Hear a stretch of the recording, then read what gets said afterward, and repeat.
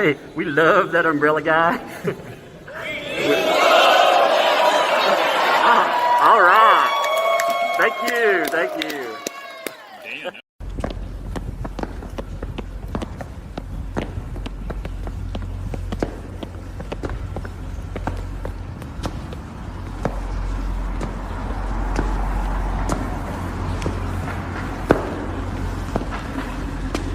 I'm calling from Los Angeles, and I'm having a little problem under the name ThATuMBRELLAgUY.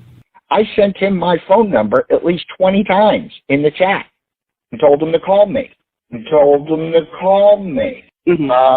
ignored me, or I'm a man. I filed the report. If you guys could take a look at it and give me a call back, I would love to hear what you guys can do to help us. We really need to kind of stop this guy at least until Monday. I told him to call me, or I'm a man.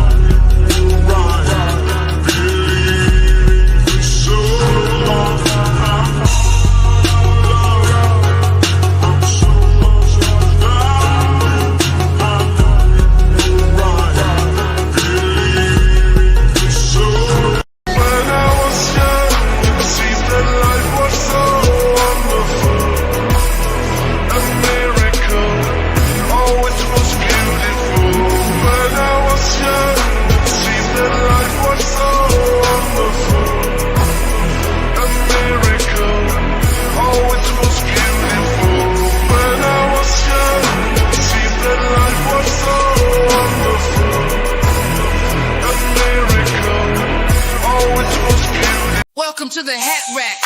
Preston, army of one.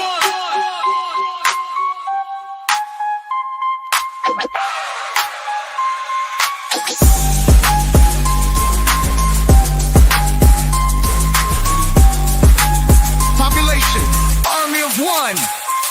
Thumping the mic like a nuclear missile. Forged from bars of platinum grill dismissal. Blasting PR that's so out of hand that all the fudge rounds in the world won't keep you off the witness stand. And do I know? No. Or do I know? No. Well, I'm aware you never made it on my live show. No. And you're so hot and twisted. You mainlined a career path of lawyer once, but now delisted. Always saying the unspoken parts out loud. Grinning through questions, really are you that proud? We got him, he took the bait. Content Krampus in the meat sweats, delivering the mic hate. And here's a statement of fact. On the mic, there's one thing that you really lack. Yeah, we're talking mic skills. Unless it's gripped in rock shaped like socks to all the misguided shills. Those aren't socks. Imagine making a website admitting that despite your denials, there's no acquitted. You put your name up in lights, an ecosystem comprised of a group of random parasites. And me, I've got this feeling that ringworm would be far more appealing than tuning into that for a few hours and all the stupid that noise empowers. Granted, there's one thing that's entertaining, and that's amidst all that craning. You really think that you're shrewd while going from PR and lawyer to all of you getting stilted. Oh, and one of you has turned, and guess what? It's a name that you haven't yet learned. Someone deep in your conspiracy who's leaking info. Patience, you just wait and see.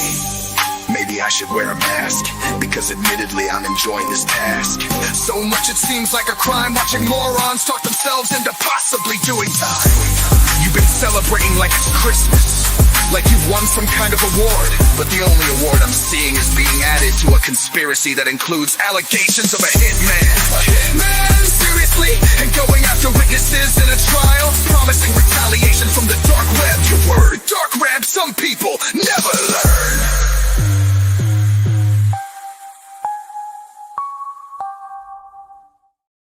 Oh man, that was a good one.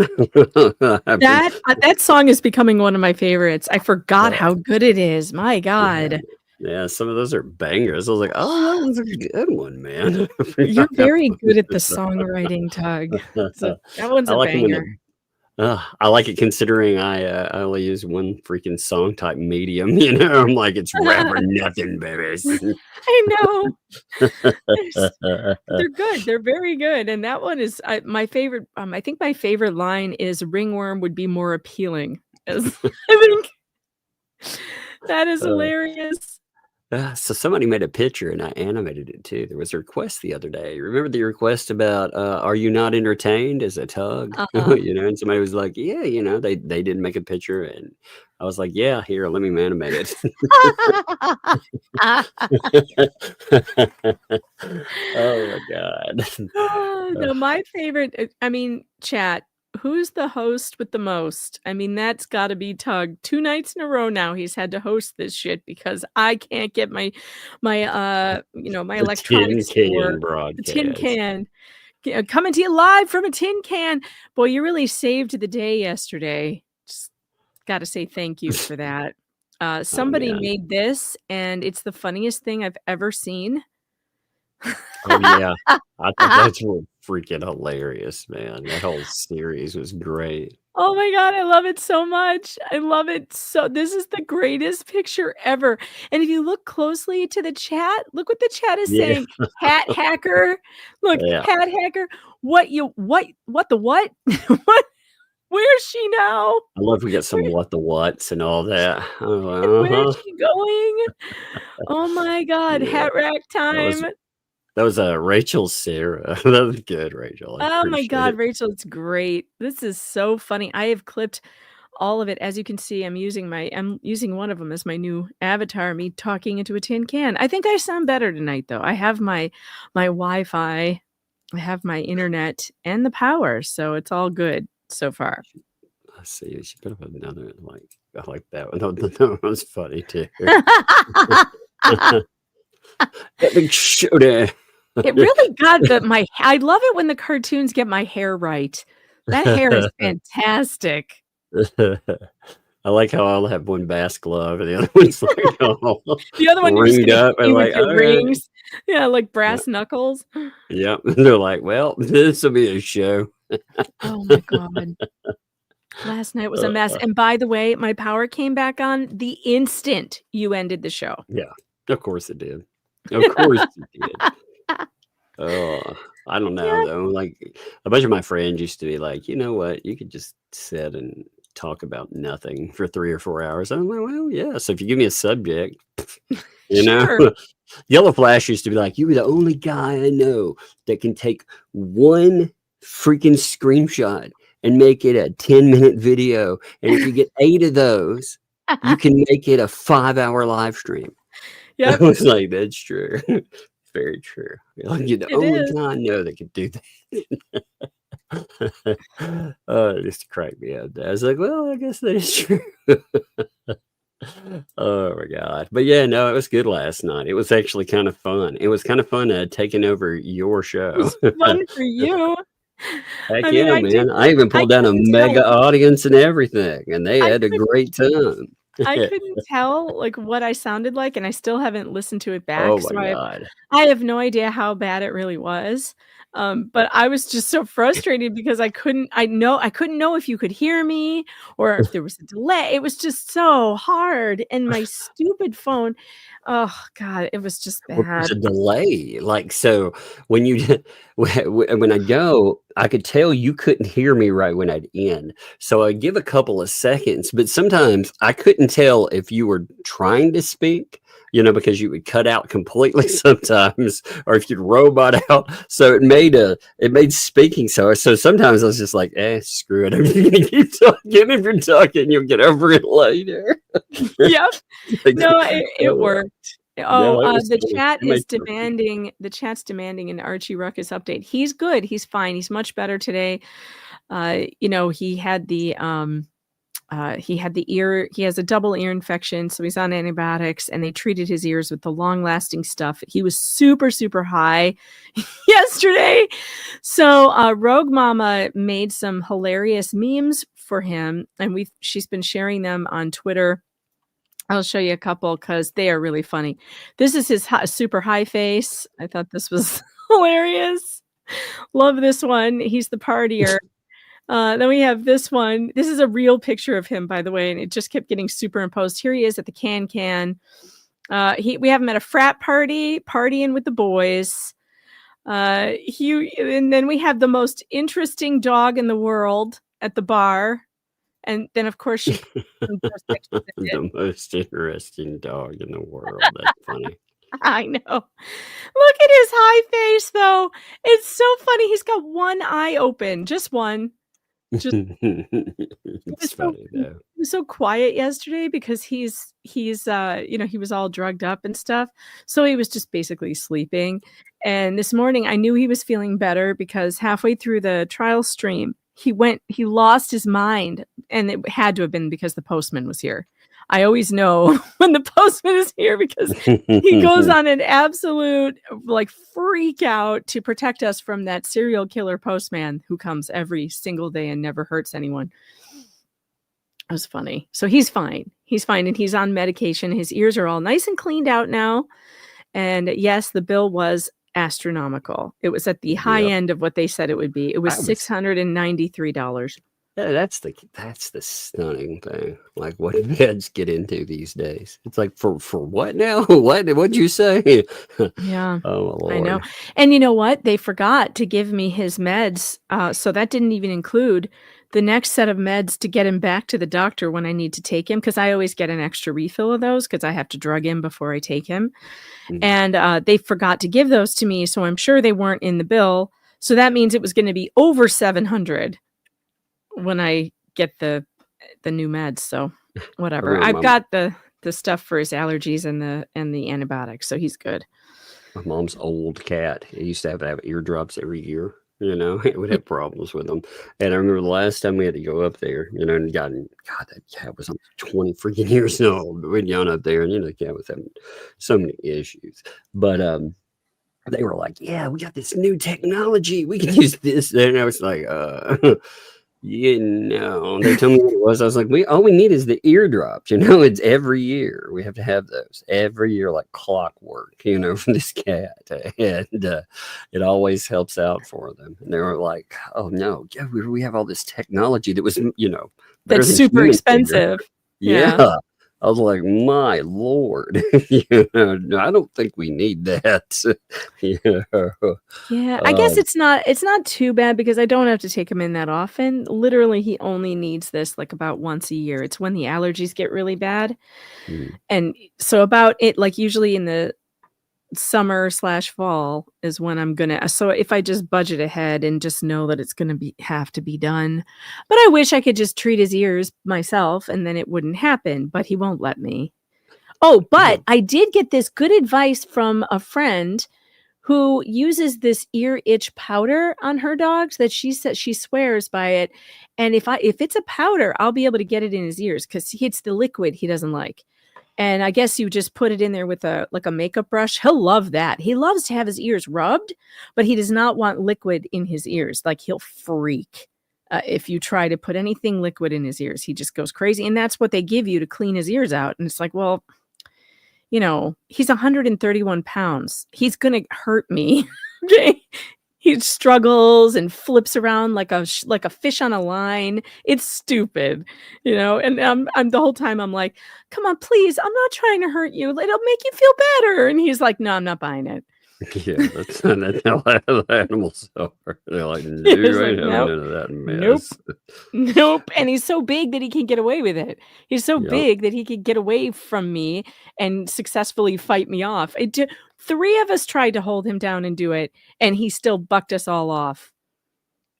What's funny is last night, you started going into so much has happened. You start to go into it, and it was like, nah, can't get into any of that. None of it.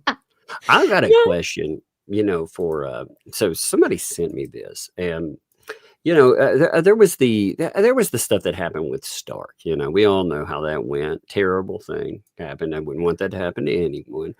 But apparently, somebody is everywhere, including on places that memorialize Scott. And this is a very strange thing to have Marla noting, because why in the world is she talking to Scott Stark's wife? Why are these people communicating with Lynette's lawyer? That's a good question. Yeah, it's so bizarre. I mean, it's just like, well, I never spoke. Maybe Marla found him. Maybe. Was she like doing the I've- research to find lawyers and she found him and called his wife or something? I have no idea, but with the thumbnail litigation, I mean, Scott and wife had no idea. You can tell these people had no idea about what the thumbnail, which that's been the big news lately. We had something pop off with that yesterday, which I titled in today. Because as far as all that call out's concerned, we had it documented with the court reporter being like, yeah, no show. Sorry, sucker. She didn't show up. So that did go on the record.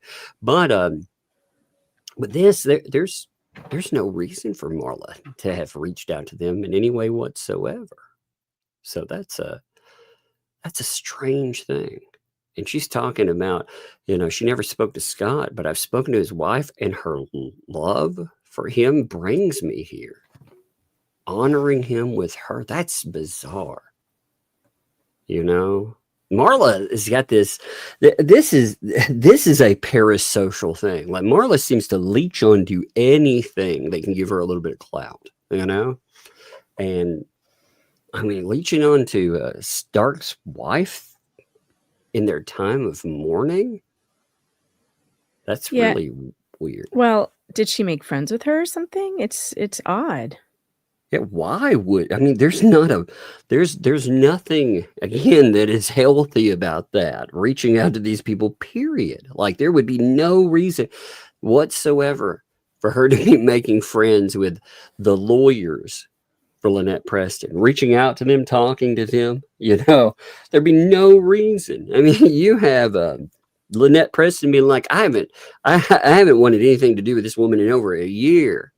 And I mean, she is still all over anything Lynette Preston related.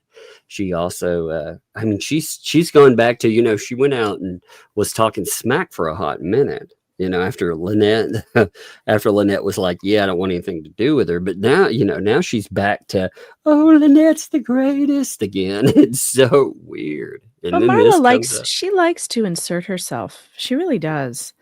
Into things that are not her business, or she doesn't need to be in. She just maybe likes to be the center of attention. Who knows? I think it's some kind of want for attention, but it's also, again, and validation. Yeah, it's very unhealthy, though. It's very bizarre. And she's always wrong.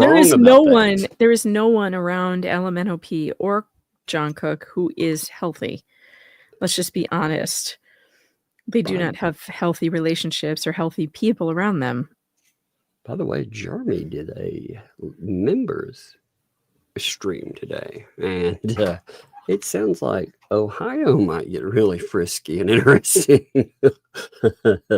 Some stuff sounded a little bit interesting over that way. Now, again, that's a little vague, but the things that were there were a little vague, but still, it sounds like stuff might well be on the table again that way. Yep. That's good, man. I mean, these people, here's a question. Everything in this case, I was thinking about this today. So much happens in this case that it kind of distorts your ability to tell when things happen. Like, how long ago did the Lynette Preston Volmit interview happen? How many days ago do you think that happened? Oh, God, I don't know. It feels like forever ago. 12 days. 12. Over 12 days. It does. It feels like very long days. Well, the speed of it, everything, you think what's happened in those 12 days. You've already had, you have the decision, everything that's going on with the thumbnail case, all the no showing, the decision that pops up, all of that madness. You have the stuff that popped off with paint chips in Fed 2.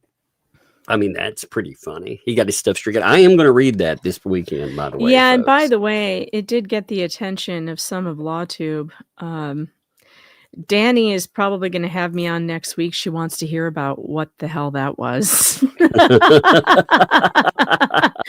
She texted me, Danny on direct. She texted me a couple days. She was like, "Do you have time to come on next week and explain to me what I am looking at here?" Yeah. I mean, so, the kind of idiocy that he's doing is only going to get him the kind of attention he really doesn't want, which is just more No, ridicule, but whatever. I think Oh, it's more but you like, know what else? I think go ahead. Lynette should be very careful with these people because, for one, when Volmit ruins her case, which he will, and it'll come out in Ohio, the third party contact and all of that, which he claims it isn't. But when he is the reason for her getting another contempt charge or possibly, an extension of the order or whatever, he won't care, Lynette. He will not care. He will shrug his shoulders and walk away, and he will never think about it again because he has no conscience. Like these people, I'm telling you, I know him. I know how he is. He does not give a shit when he ruins someone's case. It's all about what's good for him in the moment. And look, again, this is me trying to give you good advice to stay away from these people. They are bad and they don't care about you at all. Honestly, honest to God, Tug and I care more about you, and we don't care very much, but we care more about you than these people do because we were willing to help you get your actual money that you were entitled to that Lisa raised for you. Meanwhile, those idiots, all they're doing is trying to, build a channel off of you, and it's gross. You think that other people are doing that? No, they're doing it. That's what they are doing. She complained about monetization, which was, one of the themes that we hit last night. She talked about, people monetizing. I think I recollect that. I think I heard that. Yeah, let me pull that up while we're talking. No, I do. I remember. Now I'm going to pull it up in front of people anyway. So while we're thinking about it, so she's, first of all, like to make this clear, Lynette, you were monetized. You may not have a monetized channel, but to say that you didn't make anything, and essentially, you're the only one, you and John are the only ones not making money. No, you made a lot of money. You made more money than probably anybody. But the person that raised it, the name you allowed to put it in, they didn't turn it over to you. And you know what? We offered to help you out, but now screw you. I'm going to laugh and laugh every time that you get fined and stuff. And you're like, oh my God, maybe I should have asked them to help me. And you should have. But instead, you thought you'd lean into people that none of these people have your best interest. You think fucking Bruce, you think these guys have your best interest? You look at what has happened in these cases. By the way, too, now, this is very early in the stages of looking into, but we've found some kind of interesting arrest items with a certain person, a certain bankruptcy person that, well, they do bear looking into a little. Now, again, I'm not saying that led to conviction. I'm not saying that in any way, shape, or form, but they definitely confirmed it didn't. So there was no conviction. There was a null pros, which means the prosecutor decides not to go forward. And there was a dismissal, which looked like the victim had something to do with that. I think it's so funny though, because like attracts like. We've got another one, someone with an arrest record, someone with a mugshot in the ecosystem. They're all of these people. I'm telling you, they belong to the same. What did we call it again? Down at the what was the name of we named the bar where the club where the bad lawyers go.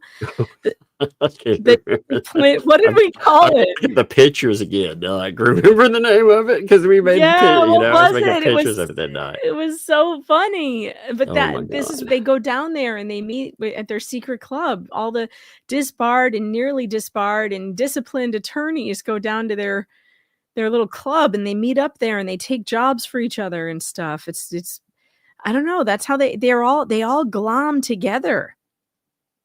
Disbarred, nearly disbarred, and disgraced. That's what it should be called. That should be. It's disbarred. We should have a little freaking sign out. What the hell was the name of that bar that we came up with? It was so funny. Damn it! Now I don't remember. That's how it should be. Doesn't should, somebody in the you should chat remember the lore? God, how did we forget lore. this already? Keep up with the lore from day to day. We can't even keep up with the lore from last month. I don't know. Let's see. Let me put it on. Let me put it on hot plate math and see if I can figure it out. What does it mean? What's happening? Oh, hot plate. I had to have taken a screenshot of it. I'm going to look through my screenshots because you people made funny memes of the bar. And it even had like a, remember there was a drink, there was a drink menu and everything. I don't God, how do I not remember this? Because there's 10 cases attached to this madness. That's why you can't remember anything on it. It's absurd that I can't remember this. It's not okay. I'm losing brain cells with this case. This case is taking away my ability to think properly. It's so weird. I like, my favorite part last night was quote, I pray with all my heart that God punishes you in some way because you deserve it. I'll also pray that God place blessings on you because although you don't deserve it. That's my favorite part. You know, I hope God punishes you. I hope God blesses you. What a crazy sucker, man. What a crazy psycho. Sure. None of these people have her best interest in heart, though. None of them do. Of course not. I mean, ultimately, again, somebody gave her advice. I can guess.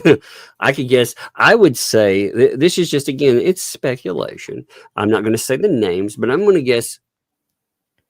Actually, you know what? I will speculate. I'm going to say that the lawyer that writes everything and is still, I'm sure, very active behind the scenes, one that used to be a Fed lawyer, I'm sure he gave advice. And I would bet that I'm betting. See, right now I'm feeling like a betting person on. I think the bankruptcy lawyer is active in giving bad advice too. You know? Oh, I don't doubt it. It was the creepy tickler. Yes, ACM Ventures, the creepy tickler. That's right. They go down to the creepy tickler and they meet up there. And they... What a scary place. That's it. Yes, I watched So You Don't Have To, had the drawing of it. Yes. Where did that go? That's right. Did you send it to me? I need that. I need to put it on my. You know what? I need to make a wall. I watch So of the You memes. Don't Have To. Like, just has so much though on there all the time. Here, let me pull this up. I watch So You Don't Have To. I mean, all the time. There's always funny. I know, she's awesome. Crap. She's awesome. And she's such a good artist. She's such a good digital artist. She draws some really cool things. Here's like the All Aboard the Gravy Train when she was like, oh, y'all are on the gravy train. There's just so much stuff, man. Plus the breakdowns. It's all good. You know, we have I love her drawings. The bucket. Gross. I don't know if I ever showed the chat her drawing of my studio, of me in the studio in my jammies. It was so good. I even knew which jammies I was wearing from the screenshot that she took it from.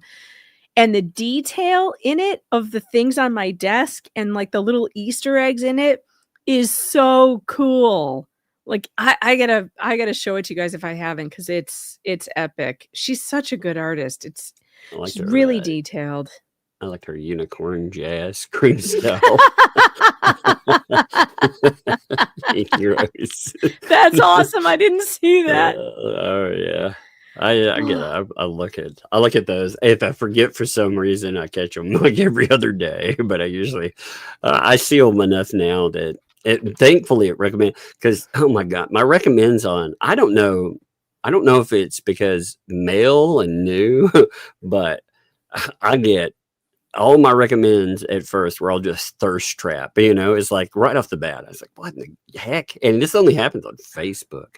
But finally, I'm starting to get other recommends after being on there for a while. Facebook is so dangerous for elderly people, like who are easily fooled. It's so dangerous because they don't do any policing of the the fake stuff and the bots and it's terrible. When I watch that catfish show that I'm completely obsessed with, it's almost always Facebook or Instagram, which of course is owned by the same company.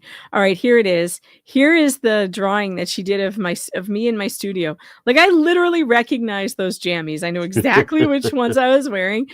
And look at this. Look at the board in the back. Look at the picture of Jeff that she drew. That's good. Look how good it is. And look, there's a panty hamster in the corner. Yeah, bikiniary. And then there's look, there's a picture of her in the corner. It's great. I love it. Of the mermaid. Like, it's like it's a lungworm. It's the lungworm. It's the lungworm. God, yeah, that's a shout. That's a callback. That's a callback. The lungworm. It's like a board of all of the lore. Then there's my whiteboard. Look at the whiteboard of the ecosystem. It's so good. And look at this. This is incredible. I don't even know how she found this, because this is an incredible Easter egg right here. Do you see this where it says Happy Frog Award? That is literally the name of the award that I won. The award-winning journalist, that's my award right there. I don't even know how she found it. I really don't. And it's great. And look, my Lego set and my Magic 8-Ball. It's so great. That's funny. I love everything about this. One of these days, I'm going to have it printed out and framed, and I'm going to put it in my new studio. It's so good. The pecuniary fairy. I mean, it's so good. The pecuniary fairy. I like that. I love it. I love it. Man, so much happened though. I do think it's funny we could not get your show running last night. It's so much on the docket here. Let's see. Let's pull one of them. Let's pull the certificate of non-attendance. Again, this is where you just have more call out. So this is yet more call out of where this is what she's getting fined for. And you have to ask, I get the feeling all of the ecosystem, they are under the delusion that the bankruptcy, when they said there won't be a hearing, we're going to decide it on the paper. All of them think that means that the bankruptcy, it's been approved. They all think that. It's so wild. It's because they can't read.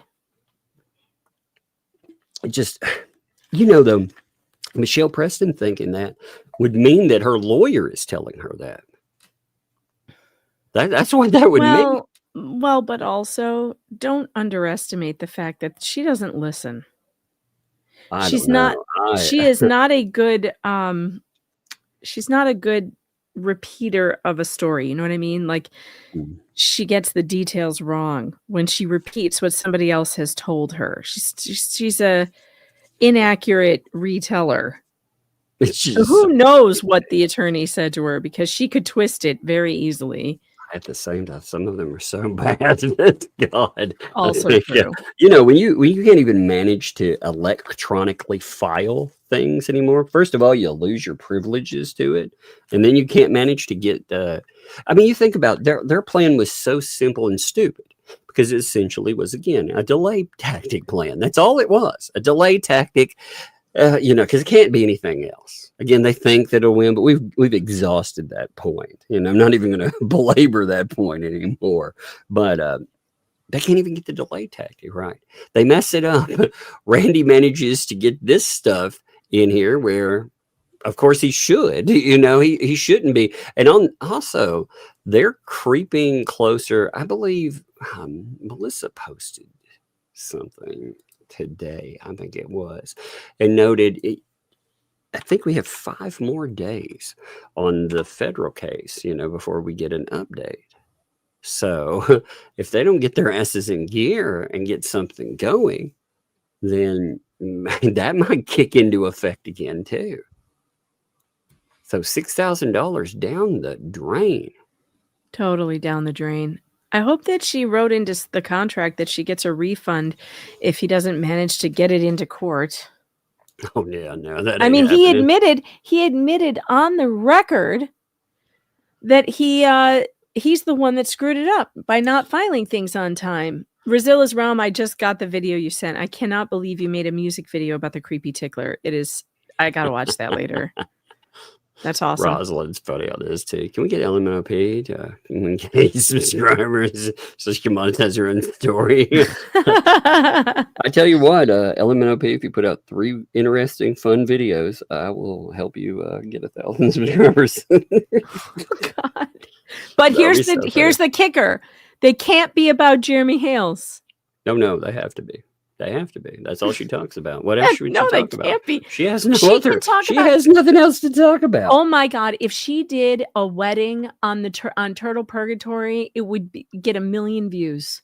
Oh, she. I don't know. She and John. I think that's all they do. You would think like. You would think she has like 10 words in her vocabulary, and 2 of them are Jeremy Hales, you know. And the others are Romans 9:16. Something about windows and John Cook too. Right, get away from the window. She also makes that work for computers. She's like, John, get away from the windows. You know, so that's a stupid joke, but it works. Okay, so we got a certificate of non-attendance though. This went on the docket as well. I locked it in because I haven't redacted at the bottom or top, but this is actually on the docket now. And there's actually 2 pages, not a lot. There was a lot that popped off there that was worth talking about. But as far as, again, you got to remember this is part of the thumbnail that was saying, well, she didn't show up. So come now, defendant Jeremy Hales, George, Larry Foreman, buying through counsel. You know, they file certificate of non-attendance for Michelle Preston. And here, you know, it's noting they certify, of course, all of that. It's true. Let's pull the certificate of non-appearance up because you don't get to see these very often. You know what I mean? I don't think I've seen very many. Like most people are not stupid enough to blow off freaking depots. I mean, it's her case again. What blows my mind, and I have to remind myself, the reason I remind people so much, I have to remind myself, this is her case. She brought this case when it went bad for her. She thought, you know, she blathered in comments and talked about how this thing was going to wreck and ruin Jeremy Hales. You know, she was going to get money. And we kept telling her, no, that is not going to happen, Lynette. That will never happen. Not in 1,000,000 years. It will never go your way. This is a terrible lawsuit. Now we're to her skipping depots on it because and her getting sanctioned. Oh my God. So here's the certificate of non-attendance. State of Florida for Levy County. So here, we have the lady that's the certified stenographic reporter, notary public, state of Florida at large, does hereby certify that pursuant to notice of taking depot that I was present at Levy County Courthouse with Randy Shockett on October the 1st, 2025, for the purposes of reporting the depot of Michelle Preston, scheduled to begin at 9 o'clock. Now, you got to remember, again, this is why she ends up getting sanctioned, because these people, the way that she filed, it was a catch-22. You could tell what she thought she was doing.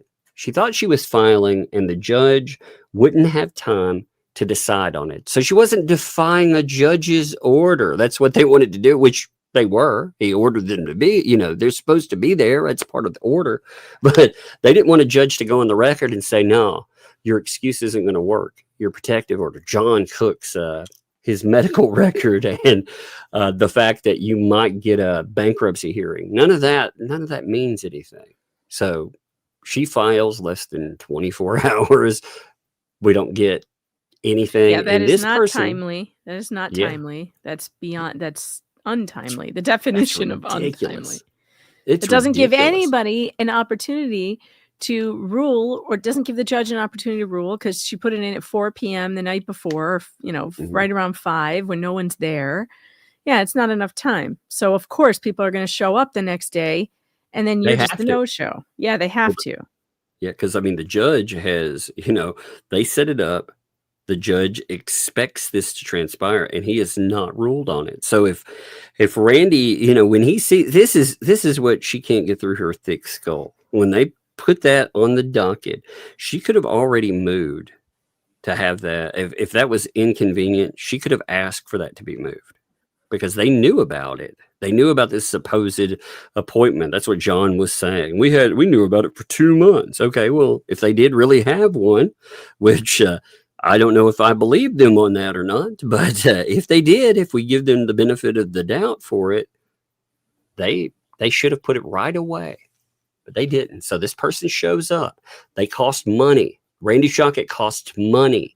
The filings afterwards, talking about it, costs money. This person having to do this costs money. All of it. All of this runs on money. And Lynette Preston's going to have to pay for everything that came out of that. So they say, well, I was there at 9 o'clock, right? I further certified that as of 9:20 a.m., opponent nor anyone on his or her behalf has made an appearance. So nobody bothers to show up at all. It's just, we put this thing in there. That's disrespect. That's a courthouse. But more than that you think about that as the judge's home. You are disrespecting the judge and the judge's house. So good job. That's a bold move. We now know how it went for her. Not well. Yep. And this person is like, hey, under penalty of perjury, I declare, all of this is true. I was there. So again, that's going to come into to costs, and Lynette's going to end up paying for it. So she gets called out for that, which is, it's quite amazing. It's quite amazing. I'm very amused by this whole I can do what I want turn. It's well, that's the way that she's operated forever.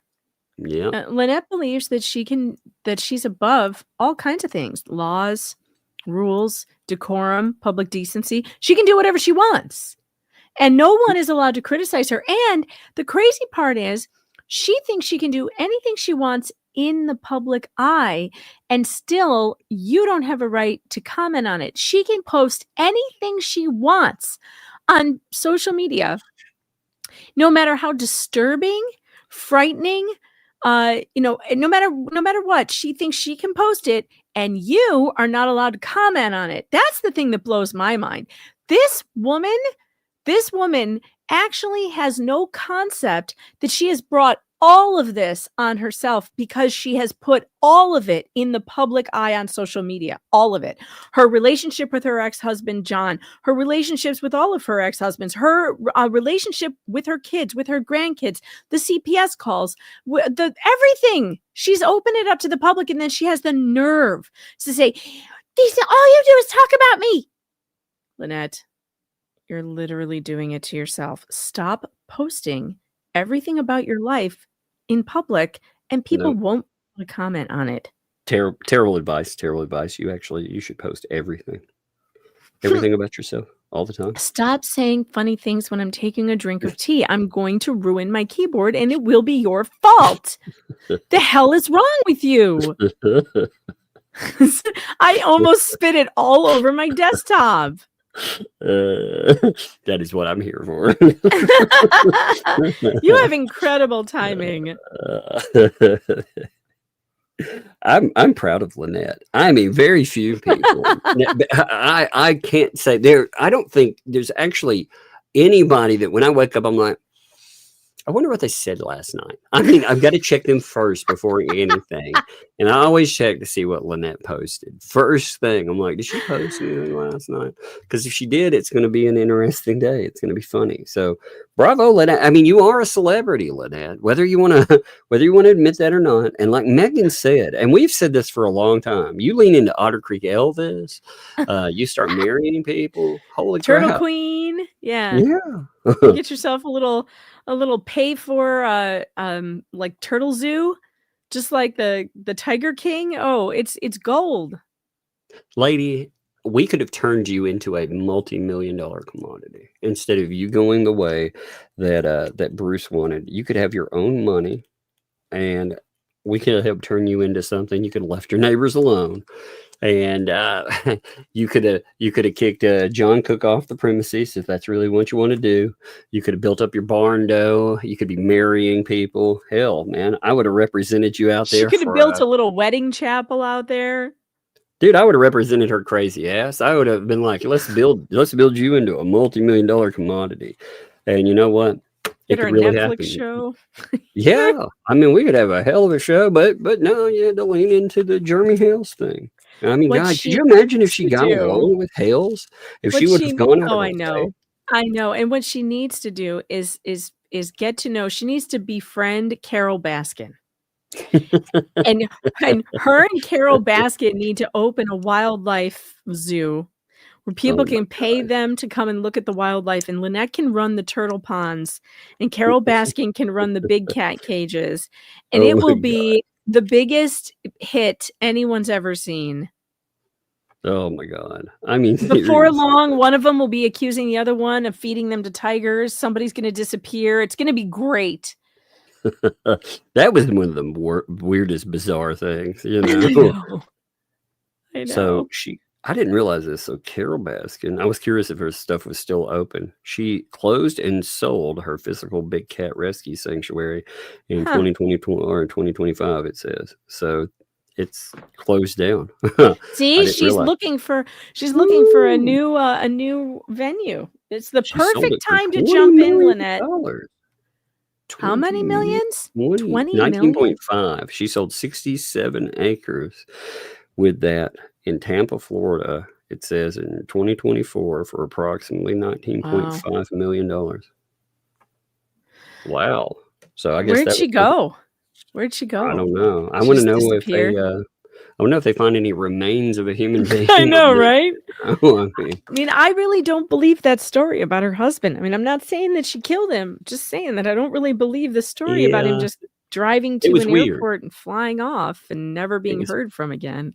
It was very bizarre. It sounds like something you wouldn't want proper authorities really looking into too heavily, you know? Yeah, but apparently they did, and they believed that he left. Their answers, though, what they had to say about it, it didn't. I don't know. It didn't feel like they really had convinced themselves that he had done it. You know what I mean? Yeah. They didn't have a lot. They didn't have a lot to say about that. That really answered it. They were just like, we didn't find him. So yeah, he's gone. That's good. Well, he left. Sure. If she did kill him, she got away with it. Dude, she got enough stuff. I mean. And she got $20 million selling the... Wow. I mean, she's got enough property and stuff there and enough things that would hide the evidence for sure. Tony says she's moving to Otter Creek. That's what she's going to go build a barn dominium. God, wouldn't that be crazy? Oh, that would be amazing. I'd be like, well, I'd be like, now this one, this was another interesting. For some reason, okay, just to make this clear too, there are people that are confused by the John Cook here. You know, somebody was asking this yesterday, and that's when your internet crapped out, so we didn't actually get to answer it there. Right. But there's the et al. So this is everybody. He's just the lead name, but et al. Means all of the people. This is Fed 2. Fed 2. Yeah, now, I mean, it is confusing sometimes when you look at it, especially when you got so many cases to keep up with. That can make this confusing. But I believe this is the only one that shows up as John Cook et al. You know? So this was about, so Paint Chips, if you missed out what happened, Paint Chips decided that he would try to weaponize his father in all of this mix. By the way, you know, YouTube, like when I talked about the FBI and all of the crazy stuff he posted, yeah, YouTube was like, yeah, that ain't advertiser friendly. They're straight up. Usually, because of the NCN, you know, they'll demonetize and then I'll win it on the back end of it, right? Yeah. But that one, they were like, nope, no way. That dude is a mess. He is an absolute mess. But he decided that he was going to file something and say it was his father. Now, I feel very confident in saying that he filed that. Why? Because all of his descriptors of Hales, everything that he says about them, they were on the paper. He thought he could weaponize his dad. He could say all of these horrible things about Hales, but instead, it didn't go his way. It didn't go his way at all. He files 53 pages of nonsense. Like I said, we'll read it this weekend just because it's nuts. And I think, that stuff has the ability to go the way you don't want it to go. If a judge read that might get it kind of proves the whole defamation portion of everything. It kind of introduces paint chips as well, and makes you think, yeah, maybe that guy is kind of a messed up weirdo. It was kind of amazing to me that that's what he chose to do to introduce himself to the judge. Like, is he? I mean, I can't believe I'm asking this, but I mean, it makes me want to say, are you dumb or something? But are you stupid? Like, I realize you have no respect for the judicial system because you went to jail and you're really upset about it. But you're in multiple lawsuits, and apparently his behavior in the Dinesh case is very similar. And the judge is, you're going to anger a judge, and the last thing you want to do is make the judge who's in charge of your case angry with you and upset for wasting his time and stuff. But whatever, I'm not giving any advice to that jackass. Keep it up, paint chips. Do everything you normally do. It's going to be epic. This stuff reflects on Lynette Preston, too, because the allegations with Lynette, and I firmly believe these are true, by the way, is that she solicited or had somebody on her behalf solicit these third-party individuals to be part of this. Now, we saw her doing that. There were screenshots with that certain video, that with lips. We had this guy here posted. She is on the video in the comments soliciting everybody to take part in it. You can tell, like, that's a violation and a half. That's a problem. And I'm sure that stuff like that will end up coming up in Ohio, but it comes up in other courts too. It's all game. These people, that's the thing Lynette doesn't understand either. Bruce didn't limit discovery. He did the opposite. He brought up so much stuff while blathering and he made everything part of the record. You can make a case for his filings that he made every case relevant, every post that Lynette has ever made relevant. How do you argue that they're not relevant anymore? So that would include anything that Paint Chips has done. It's just amazing. Well, he decides, hey, I'm going to file this thing. Remember, publicly too, the ecosystem has been saying that this man that is 70, I can't remember, 72 or 73, according to the paperwork. But in his 70s, apparently he was playing pickleball. And he went out and he broke a rib, according to the ecosystem. Now, any other sane person would say, maybe that's because, he's 70 plus and he's playing pickleball. That could lead to... That could have something to do with it. Yeah. 7-year-olds are sometimes not so lithe on their feet. Yeah. Like that would be a normal thing. What other normal things might you blame that on? You could blame it on low blood sugar, dehydration. There's a lot of things that could go into that. But let me guess. Did he perhaps blame it on Jeremy? Indeed. They turned it into a circus blaming Jeremy Hales. Of course, because blame Jeremy. I'm going to have to play that song again soon. By the way, I just shared something. The Audio Coffee made us an animation so we don't forget the name of the creepy tickler. Okay. And it is hilarious. It is so funny. I don't want to... Let's see. Let me quickly show this to you. All right. Are you ready? This is right up your alley. You're going to like this. Look at the creepy clown. Watch this. Oh, no.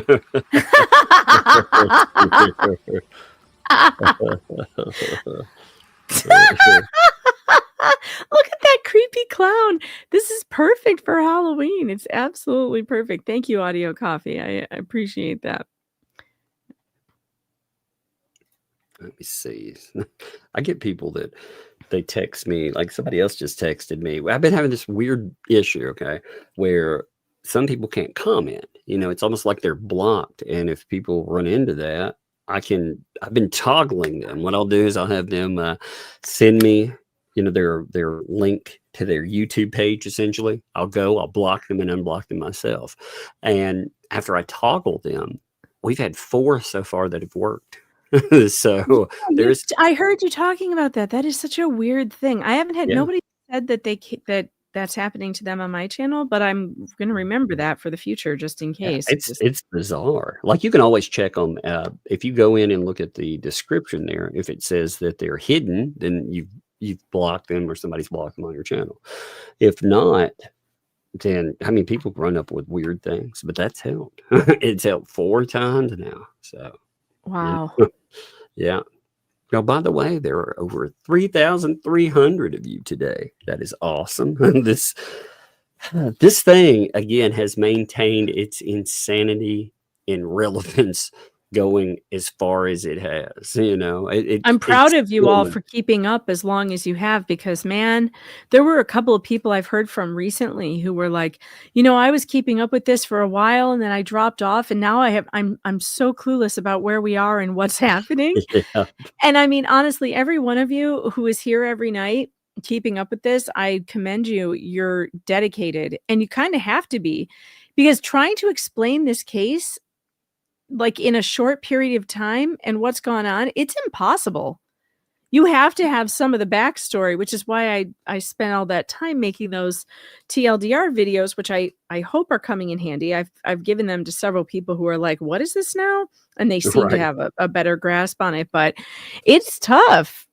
It's a tough thing to keep up with, but look at you. Here you all are. And I swear, I think the audience is growing, which is good. I think that you have about 2,500 to 3,000 people that daily, no matter what comes up, weekends laughing at the stupid people, laughing at their threats, whatever. And then you have more when something, because a lot of people want Hales to find justice, but you know, when you fall off, like you said, it's hard to keep up with. It's hard to get back in, you know.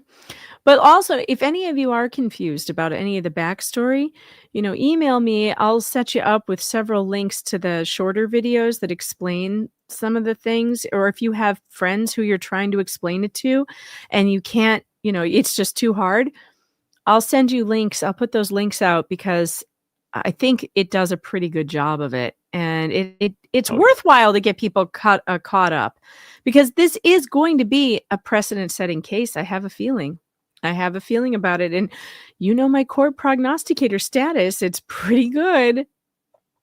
Now, as part of the filings, both of the 2 filings that he put up about Hales, he put in a header, and it called Jeremy Hales a paid internet agitator, an elder, I'm going to say a coster. Called him a degenerate, closeted homosexual, which again, that really struck me because, like I said, these are the same group of people that tried to weaponize the label LGBT.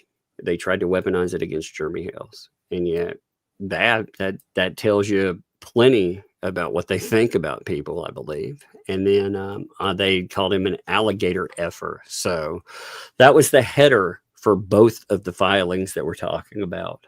But again, we will read over those this weekend. I didn't redact those for nothing. That's what I'm going to say. Those damn things took me forever to redact. One of those had so many email addresses. But that clown freaking writes something to, you know, to the FBI or whatever. He has to tag in like everybody and their mother. What was cool about it, though, is one thing I did enjoy. There was one part of... Let me pull this up real quick before we talk about that. So out of that filing, there was one item that kind of, it's a who's who in the conspirator list. I mean, look at this. So you got paint chips. Of course, he writes it to Hales, and he writes it to shock it, because he's got to throw them there. But then his who's who of people that are here, because he has vomit, fake, fake, fake, fake. Those are all. That's all Luthman tagging himself in. Why does he think that we don't know those people are fake, or that people don't know those people are fake? Why does he continue to try this charade? I don't understand. Nobody believes Dick LaFontaine is a real person. It's really easy to figure out who's Pressman. Really? I mean, yeah, really? Paint Chips. This is why we call you Paint Chips. You clearly ate lead as a small child because you believe that people are falling for this garbage. We know who your fake puppets are. Same with Lips. She thinks she can come back on Facebook using like fake names. People, they nail her every single time.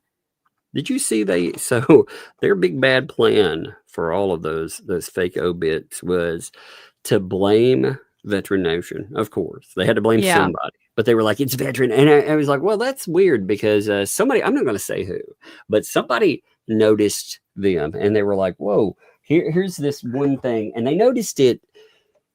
I think it was either 4 to 6 days before Veteran Nation said at least. At least. Yes. Yeah. I think it was that. Yeah. I mean, I don't know how many days before. Now, they were created before then, but somebody had run across them because they had name searched Leslie. And when they do, they run across these fake obituaries. Like, I talked to Megan about it, and we were discussing. You could tell they're fake. I mean, you could. So we were discussing them, and in that, I was like, "These are bait for something." That's what they feel like. They feel like bait. They feel like a distraction of something. So let's just see what they do. Let's see what happens. So we didn't talk about them at all. We pretended they didn't exist. And for days, they made more of them. They at least 3 of them. Yeah. At least 3. But potentially there are other links that go out. So there may have been as many as 5 websites that had them on there. Now there was this weird thing. You could tell it was purposeful because they would get the birthday wrong, but only by a couple of days. With it, what I believe is that the person that was doing that was doing it intentionally. They would mess up. See, this is where they screw up on this, in my opinion.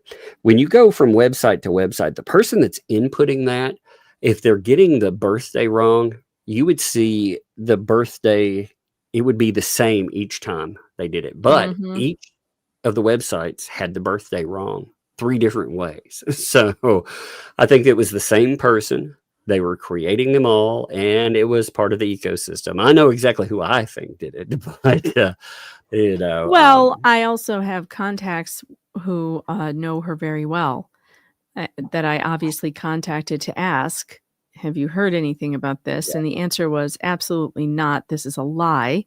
And it sounds like something that she would do. Yeah, we wanted to know if this was legit, because if it was legit, again, that's something you'd note. And regardless, again, it doesn't matter how terrible a human being these people are. They're families. So for the family's sake, if it were real, I would want to know that so I could be like, hey, give the family some room. I mean, with that, it's the same thing for Stark. Give the family some room. It doesn't matter what I think about them, or if it doesn't matter, period. But yeah, like Megan said, it was something that was easily disprovable. But they decided once it was brought up, because Veteran Nation and I think Georgie and Coop, I think they brought it up when it was found. It was posted over there, and they blamed all of them, but they've settled on Veteran Nation. And I'm like, I know Veteran Nation didn't do it 100%, because you see how fast, once they noticed it, it was out there. Bam. This is how you limit.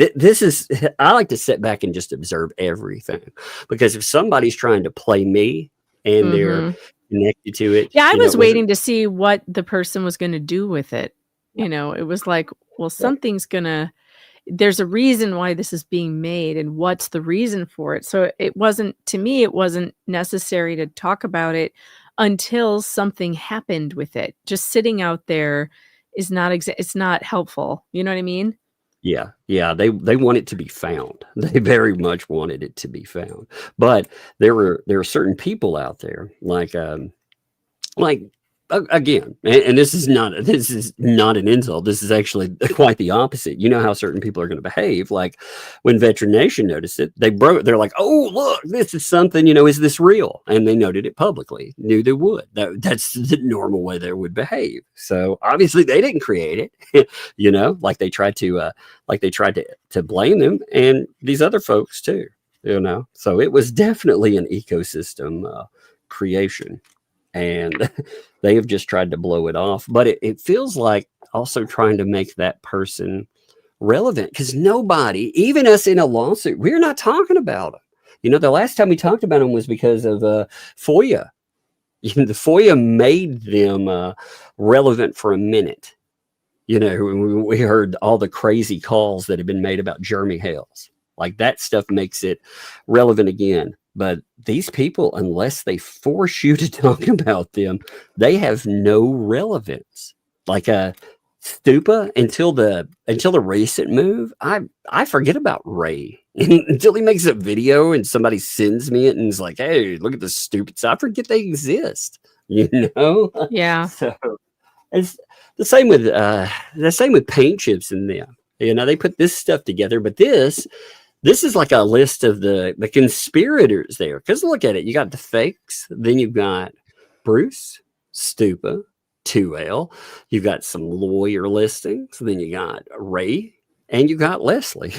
So it is the ecosystem. As we understand it, it is the ecosystem. I like too, Marla, you love how you're not important enough to add to anything when they send it out. They don't like you enough to include you, even though you get blamed for stuff. That's like, funny. She's not involved. She doesn't get. I get copied, but she doesn't. That's right. I even get copied up there. So, it is amazing, isn't it? All right, so those two filings. The reason I brought that up is, again, he tried to play it like his father was writing in as a limited figure, because he doesn't have the balls to actually step. He talked about how he wanted to take this thing head on. He would crush it, all of that, but he doesn't have the balls to actually join into it. He had to file it as his father, which is so much. I can't. Would you put your parents into filings in anything? God, no. But his father is clearly cut from the same cloth. He's a part of this nonsense. He thinks his son is funny and entertaining, and he doesn't think there's anything wrong with the harassment that his son is involved in. I wonder if he thought his son talking about how he got prison love for 4 years. I wonder if he thought that was funny, because the thing is, if this stuff goes wrong for him, and one day it will. One day he will push and push, and there will be somebody that takes note in law enforcement or something. And he has some people that don't like him in those places. They've dealt with him before. When he ends up with the consequences of that, will he find that funny too? I don't know, but it's interesting. I found out something about Luthman Sr. today. He has public-facing posts and a YouTube video discussing it, where he talks about. I guess he founded some Narcan thing as a pharmacist in Florida for addicts or whatever, and he talks about his story, which is that he's lost 2 family members to drug addictions, and he had his own problem with drugs, in the 90s or whatever, and he overdosed or something, which is very sad, and glad he's recovered, whatever. But it doesn't surprise me. These people are not well. Like they're just not well. And there's something going on there. There's something wrong in that family. And it's like Lynette's family, same thing. Lynette, she's probably the source of it. So maybe he's the source of what's gone wrong in Paint Chips' life. I don't know. But, but it's not surprising. Narcan, by the way, I keep a box of that in my car for people. I had to use it Are one you time serious? You before. had to Yeah, use it before? yeah. I had to, That's not on myself, terrifying. of course, but I've had to use it Yeah, on somebody before. Yeah, um, it's it was a terrifying.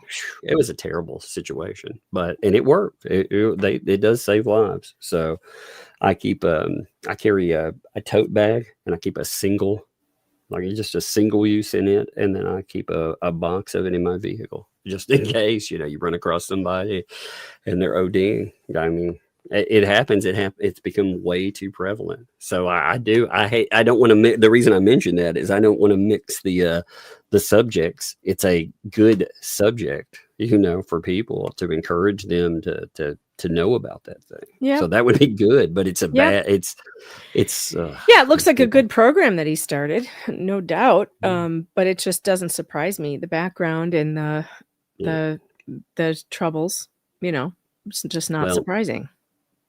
putting his name in these filings and pretending he had something there, he gets this. He gets Richard Luthman Sr., who is a non-party. That's the kicker, too. We said this right off the bat. Why the hell is there a person that is not involved in this lawsuit trying to shove themselves in? It is improper in so many ways. And it notes, well, he's filed 2 documents in this case that contain obscene and improper case captions. So he noticed it. Like, this is something I wanted to point out yesterday for people that if you missed out, this is why I want to. He notes it contains an obscene and improper case caption. So the judge took notice of it and actually mentions it in his filing. So when these people, they say that they aren't defaming Hales, they aren't Yeah. doing any of this stuff, they put it in front of the judge where they called him alligator and all of this other stuff. Yeah, the judge, he couldn't miss it. That's wild when the judge brings that up. He's like, yeah, I saw that. Now, both these documents, they don't mean anything either. They mean nothing. So they're stricken. Now, like I said, I'm going to go over those this weekend because the judge did see them, and the judge notes that case caption, which, again, it reflects on these people. They are very good. See, the judge, you could see I'm going to use the word bias. You could see it he's bought into certain things that Bruce stated, the qualifiers. Oh, elderly, indigent. He bought into those. Well, unfortunately, people like paint chips misuse them to such a degree that if you look up Richard Luthman, if you look up that name too online, if that judge did just remote look into who that person was, what he would find out is that, man, you should look up Luthman sometimes. See what kind of hits you get on his name. Because It's pretty bad. It's bad. Yeah. It's pretty bad. But the judge, I have a feeling, and I mean, this is just what I think, because obviously I can't know this. I have a feeling with the way that this judge is, he appears to be overworked. He appears to have a very full docket, and he does not want his time wasted. So I have a feeling that he read the headline, the case caption, and immediately wrote this and just tossed it out. I do not think he read it. What amazes me, though, is the things that they made relevant with this, because they put in emails and other things that these people aren't going to want to turn over. Their attempts to do all kinds of damage, naming their conspirators and more. He actually attached all kinds of stuff to this. So it has no bearing on the case. It's stricken. And yet certain portions of it where they tried to put it in, they made certain things relevant. Good job.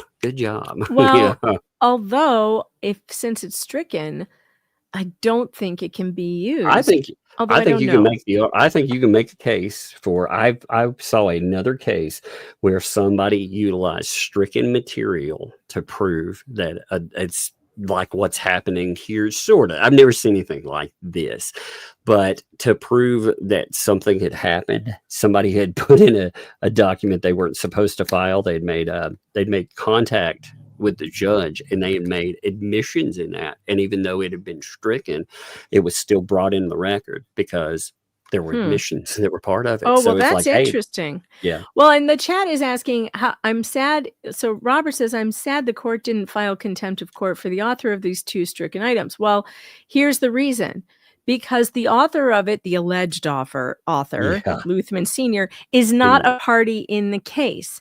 If it had, and Luthman knows this, Paint Chips knows that if he had filed it, then he would be subject to sanctions because he is a party in the case. So instead, he uses his father's name, though, as a human shield. You know, these are just these are games that a disbarred attorney would play. These are unethical bullshit games, and I don't know if the judge will see through it. I have no hope in this judge. I think he's a real loser. I think if anything, if anybody can damage any goodwill that has been done, you know, it'll definitely be Paint Chips. Yeah. These idiots there, but they managed to get stricken. So these 2 documents, again, we will look at this weekend. They were both stricken off the record. He's like, but again, he called out the fact that it did have that. I thought having obscene, you know, this is, you got to remember too, when they had the sanction hearing, all that stuff that happened in Fed 1, Luthman was part of it. Luthman was supposedly just some random journalist that was giving opinions, but with all the stuff that he has been throwing in, guess whose name's been all over it? Brucey Bruce's. It's funny, you know, because he's making this case that, hey, maybe these people are conspirators together. I think they help with it. So he notes again case law on that, finding that the district court properly exercised its discretion to strike an inappropriate motion from the docket. Now, this is something that cases that involve Paint Chips, they seem to get a lot of these, you know. I would also like to point out to the chat, because some of you are asking, you're saying it was electronically filed. It wasn't. There's a stamp on it. So if you look at the original document that is on the docket, there is a stamp, stamped by the clerk and signed. And when you see that, that means that someone handed it to the clerk at the courthouse. It wasn't electronically filed. So I don't know where you guys are hearing that, but I definitely checked into that. It's not the case. Yeah, that is something though that was looked into for sure. That was when everybody noted it, like right when it came up. That was one of the first things that people were like, "Oh my God, was this electronically filed? It looks like it," you know. And no, it did. It had that on there.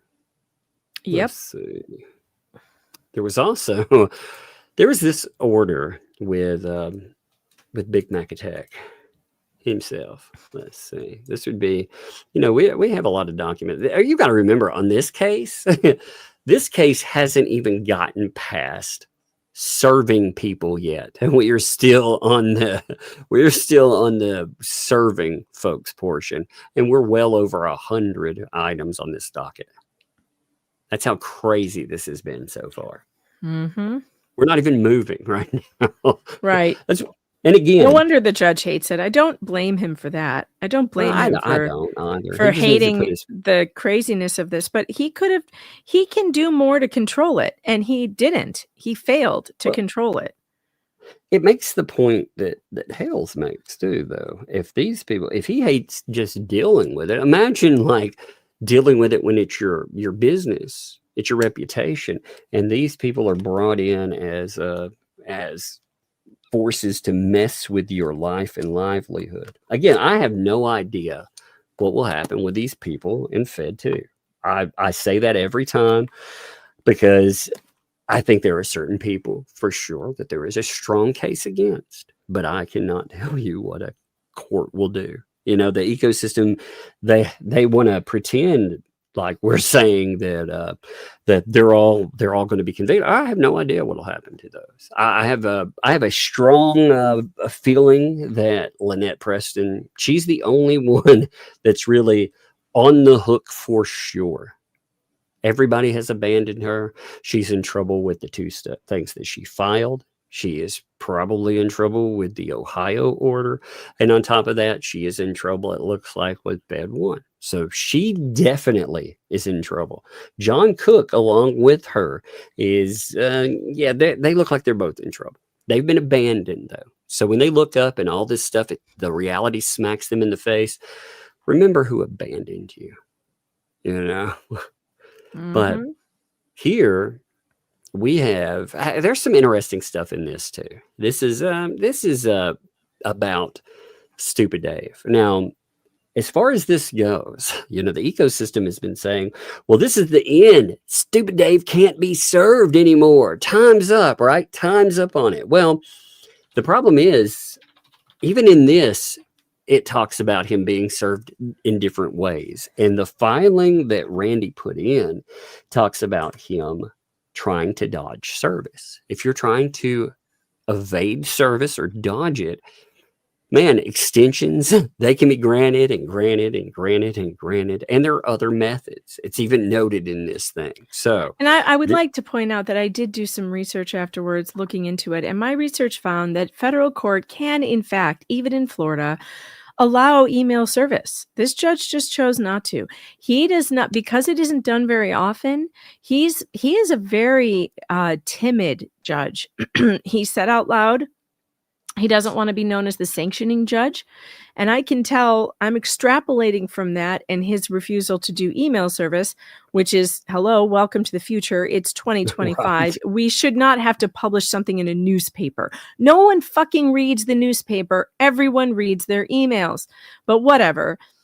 He does not, he doesn't want to be a precedent-setting judge. He's timid and he's scared that something he will do will get overturned by some higher court and embarrass him. In my opinion, he should not be a judge. He doesn't have the balls for it. Well, what's crazy in doing that, though, is he picks his times to do things that could be overturned. Again, all the crap he did for Lynette, trying to pull down a lawyer and stuff. And the way he talked to Randy versus how he talked to Bruce, and you put the two together and what they did, respectively. That's reversible error right there. That's bias and bullshit. I think he's definitely, it's been interesting to watch there. It has been very interesting to watch because in things I'm like, yeah, that he should make a move on that. Nope, no move on that one. But this again, the spin on it was funny. They were trying to spin this as some big win, but what they kept leaving out in the ecosystem is that Lynette, she's done. She is absolutely done in that. Hey, 1 second. Let me. Okay, I'm trying something live. Hey, the person who just wrote me that told me they could not chat. All right, the one that changed name or whatever. Like, I'm not going to put their name out there because I don't know if that's what they're under. But try to chat now. See if it works. Because I just toggled you. I bet you money it works. I bet you money it works. It's so bizarre. Like, people, they show up and I don't know what YouTube changed, but I'm telling you, it keeps working. Because somebody else wrote me and they were like, hey, it worked for me too. So there's 5 that I know for sure that I've just had to toggle their accounts. Not even blocked. I can tell if you're blocked. If you're blocked, then I would ask the mods, hey, who's this person? And da-da-da. But there was no block showing. All right. But anyway. Oh, man. Email. So the order on this. Before the court is plaintiff's motion for substitute service of process by email. Now, we did look up the filing on this, too, because the way I'd remembered it, I had looked at that. Let me pull this up actually, because the way I got, I kept thinking the title was different or something, but no, that's actually what it was about substituting. I kept thinking the point to what was stated was different, and it may have been the point that was made in this is these people are evading service. They know about it and more, but this was a motion for substitution of service or process by email. So that was actually the title of everything. I had to go back and look because I kept thinking, man, is that just doesn't feel right anymore. It's been so much time. It's hard to remember though. Let's see. Okay. So that would be Doc 113. It's commenting on, by the way. In this motion, plaintiff seeks authorization to serve defendant, we're going to say Stupid Dave, by email. Now, plaintiffs claim that they have tried without success to serve Stupid Dave by traditional means. Now, for the reasons below, this motion, again, for service by email, is denied. So, discussion. Rule 4E of the, what I like about this too is they keep talking about trying to serve people. Well, I'll make sure that I will learn from every mistake that they had. And if they try to sue me, I will make it as hard as hell to pin me down. I will make sure that if I will take lessons out of the paint chip bucket, you know, if somebody comes up, I will go running into the night screaming and crying. Screaming and crying. I will. I'll run, and I'll run exactly how I imagine paint chips would run, with his arms like going up and down. Yeah, I mean, honestly, if this judge rewards evading service, why shouldn't everybody evade service then? Yeah, I mean, honestly, like forget being a good citizen. We'll just avoid the shit out of it. That's all. I mean, fuck them. I'm not going to reward these people. I mean, you know, I'll do it the same way, but I'll learn from them. You know, I will. MaxLab also brought up something. I do think this is a good point too. He jumped certain items in the flow here. So, you know, when he's addressing this, he hasn't responded to other things that you would think he would respond to first. Yeah, he's going out of order. Yeah. One must ask the question, why did you skip something? Also, can I ask a quick question? This is sort of on the same topic, but you can't. Shut up. Yes, I can. Yes, I can. Don't tell me what to do. Didn't he file something claiming that he was under mental stress because of Jeremy Hales? And you know, did he file that in court, or am I dreaming that? I can't remember. Honestly, I'll have to go back. Because I know he wrote it, but did he ever file it? I don't think he filed it. I don't. Oh, yeah. Okay, that tracks, because that would have been really dumb. I don't think he did file. Does the chat remember? Did he file that, or was he just reading? I think it was just whining in public. Okay, just whining in public. What an idiot! So. Now again, I could be wrong on that, but like again, from this group of people, they have all been really stupid about how you handle this. Some of them have been very, very stupid. And now Dave has been stupid. MaxLab says he did. So what number document? What number document was it? Yeah, throw that in there. Yeah, if he filed it into the court, I can't remember him doing that. I don't either. I remember him reading it on, and I said we should wait to see if he files this thing. What he's trying to do, I mean, it's pretty clear what he's attempting to do. He's attempting to set up a counterclaim. You know, that's why he talks about his mental duress and all of this stuff. He's attempting a counterclaim. Right. MaxLab says it wasn't a motion. It was an email to the judge. Well, then he wasn't going to read it. That's called an ex parte communication. So he would have thrown it out. Are you sure he actually emailed it? If he did that, see, this is another thing we've been running into with the courts. Okay.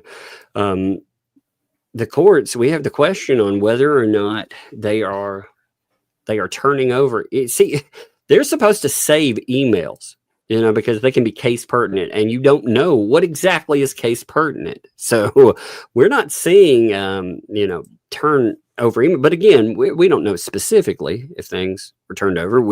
I would think we would hear about it if something like that happened. I would think that Jeremy would actually, you know, note that. He would be like, oh my God, you know, this stuff was turned over by the judge.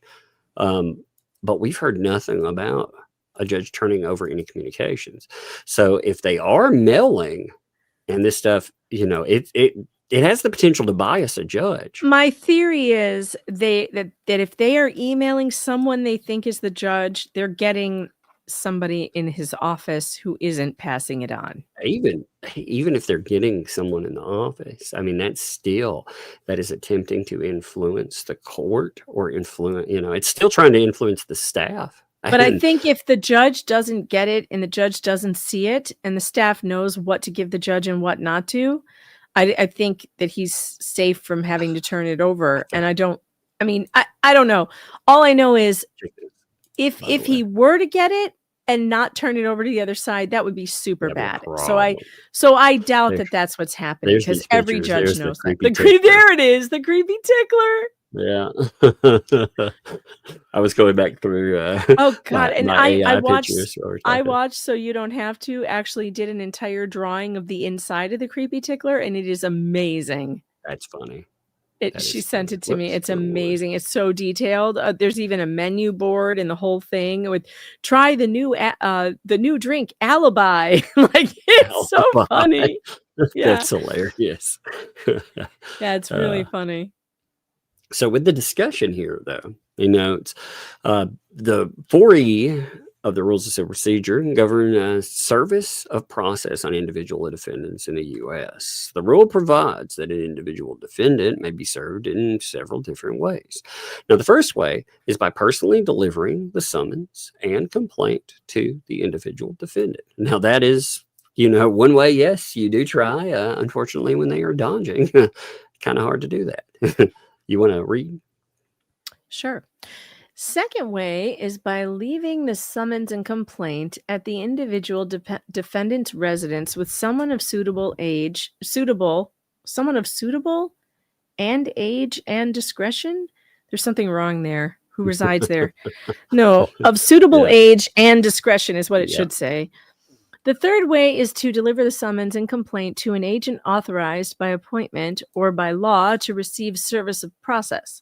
Finally, service may be accomplished by following the service laws of either the state where the federal court hearing the case is located or the state where service is made. Well, okay, wait. We've done one seeing this, right? We've seen that. So we've done one for the case. We've done apparently if you say we, like I just said, apparently that denotes conspiracy. Unless they say we, then that is no conspiracy.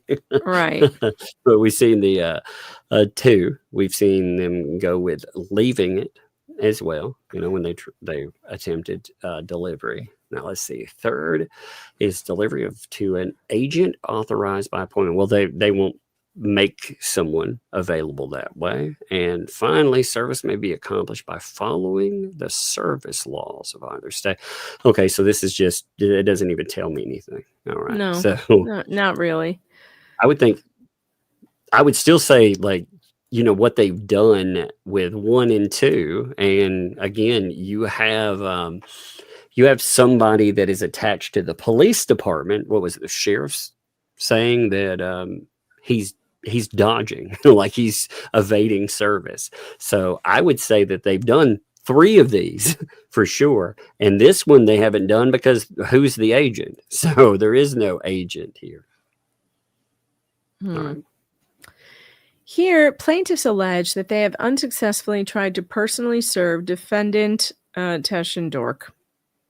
Thus, they seek to serve defendant ThATuMBRELLAgUY by email, recognizing that the federal service rules do not authorize email service. Plaintiffs invoke Rule 4E1 as the basis for email service. More specifically, they claim that the law of the state where this court is located, Florida, and the law of the state where service would be made, Wisconsin, authorize service by email. And there's a footnote that says plaintiffs say that defendant Stupid Dave resides in Wisconsin. Okay. All right. And by the way, he's going to say that no, the laws of Florida do not allow email service. But based on the research I found, the judge has discretion. And there have been cases I found where plaintiffs have served defendants by email in Florida. So I don't think he's right. I don't think he's right. And I think what he's doing is being timid and being like, well, I don't want to do this because it's not very usual. It's true that it's not very usual, and it should be, because hello. It's because he wants mobility. He wants this is a lot of people look at being a judge as a stepping stone. They have higher goals. And I'm sure he has higher. Yeah, he doesn't more want to law be a control. magistrate forever. He wants to be an Yeah. actual federal judge.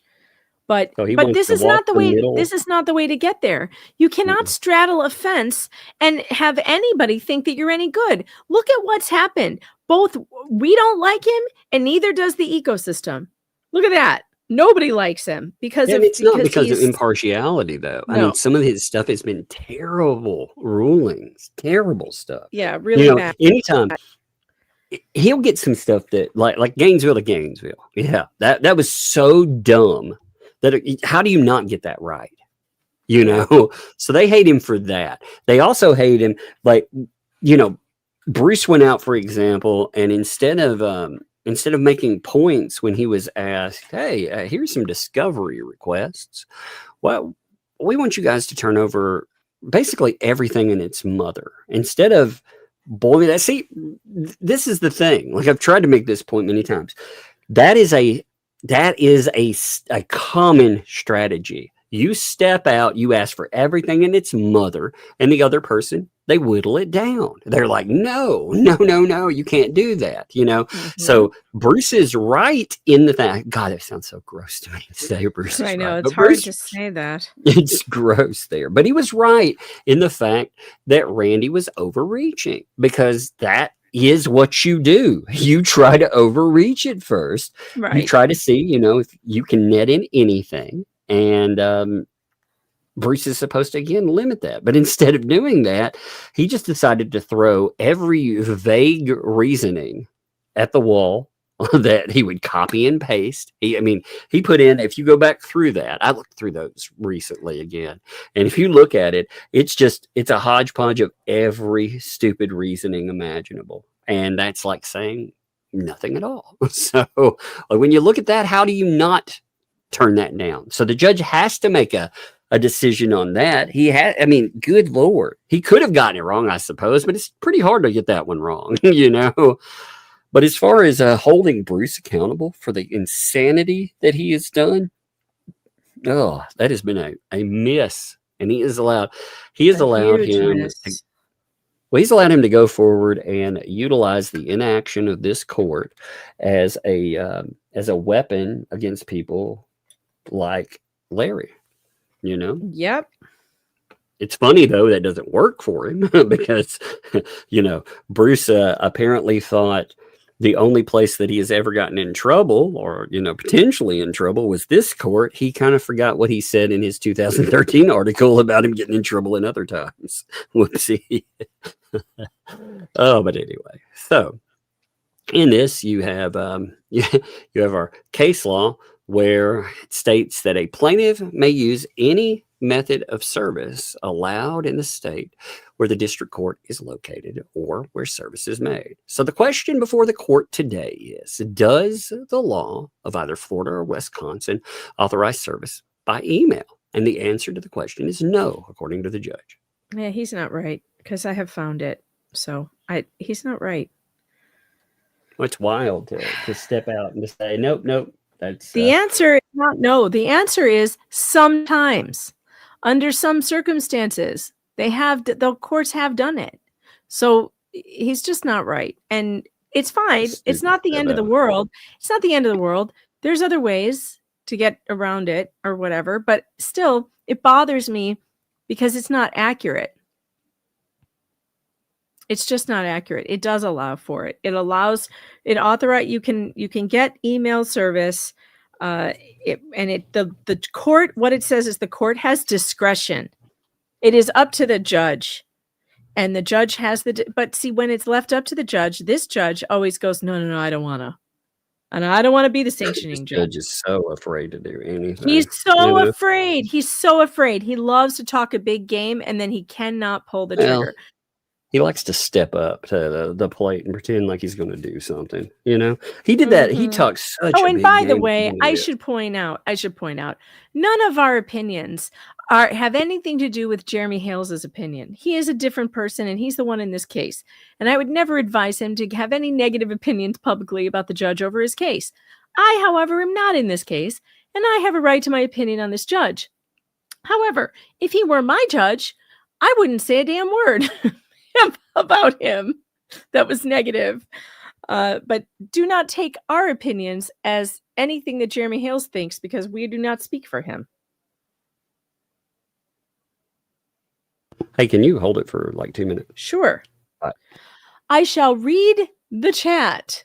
Judge No Balls. It's true. I just don't think that he's very brave. I mean, maybe cowardly is too harsh of a word. I think timid is probably the right word. Yeah, he did. He charged Randy $4,000 and made him pay it that day. And he was feeling all big in his britches that day by saying that, oh yes, he was definitely going to sanction Bruce. That was coming. And he was working on it. It was on his desk. That's what he said. And then he never did anything about it. He never did it. He let it go like it never happened. That is not the sign of a good judge. No, you've got to call out madness. What he did is he allowed his courtroom to become a circus, and he knew it. Unfortunately, in his answer to that is, I hate this answer too. He was essentially saying, well, if I have, if you were dealing with two kids, well, first of all, you're not dealing with two kids. You're a judge. These aren't your children. Like, even comparing them to your children is very insulting in its own manner, Yeah, but I also, if Totally. if I have my kids and one of them says the other one did something and I don't both punish arguing, them both. no, I don't. I find out what happened. That's how I handle it as a parent. Me too. I don't punish them both. If I don't know who did what, I don't punish anybody. Frankly, it's really bad parenting if you punish both children for the sins of one. It's better to let the guilty child get away with it than it is to punish an innocent. Well, that's the whole thing too. If you take that in a court, what he's making a case for is the reason why we have things like Project Innocence, because innocent people go to prison on that kind of thinking. Well, it's better to err on the side of caution. No, it's not. No, That's not lawful. Nope. That's the kind of shit. Those statements are the kind of stuff that causes reversible error too. Because when you're saying, "Hey, he's going out and he's holding everybody in the court," he's doing the exact same thing that he says he doesn't want to do. And again, when I talk about these are our opinions, of course. These are not, these don't reflect on Randy. In fact, Randy goes out of his way. You can see it in filings to be as professional as possible. He dealt with a very unprofessional person in Bruce and his opposition. He should have had the judge handle that for him, but he didn't. Instead, he let it go on and on. Randy, when he responds to him, finally, he's like, man, what the, it's like, okay, I'm getting annoyed with you. Leave me alone. And then when he cries to the judge, then the judge is like, oh, well, Mr. Shockhead, blah, blah, blah. I see you're part of the problem, too. God, it blows my mind. All right, so let's look at this Florida law here. Let's see.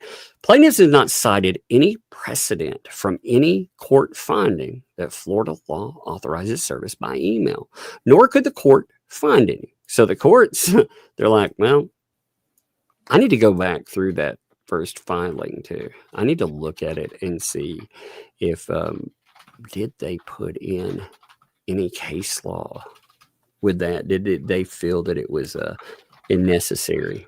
I don't remember if they did that or not. So I am curious about it. There is actually right here. Let's see what this is. It says federal courts have authority to order alternative means of service that are reasonably calculated to provide notice to defendants. So in this one case, it says that the court authorized email service after determining that it was a reliable means of delivering complaints and summonses.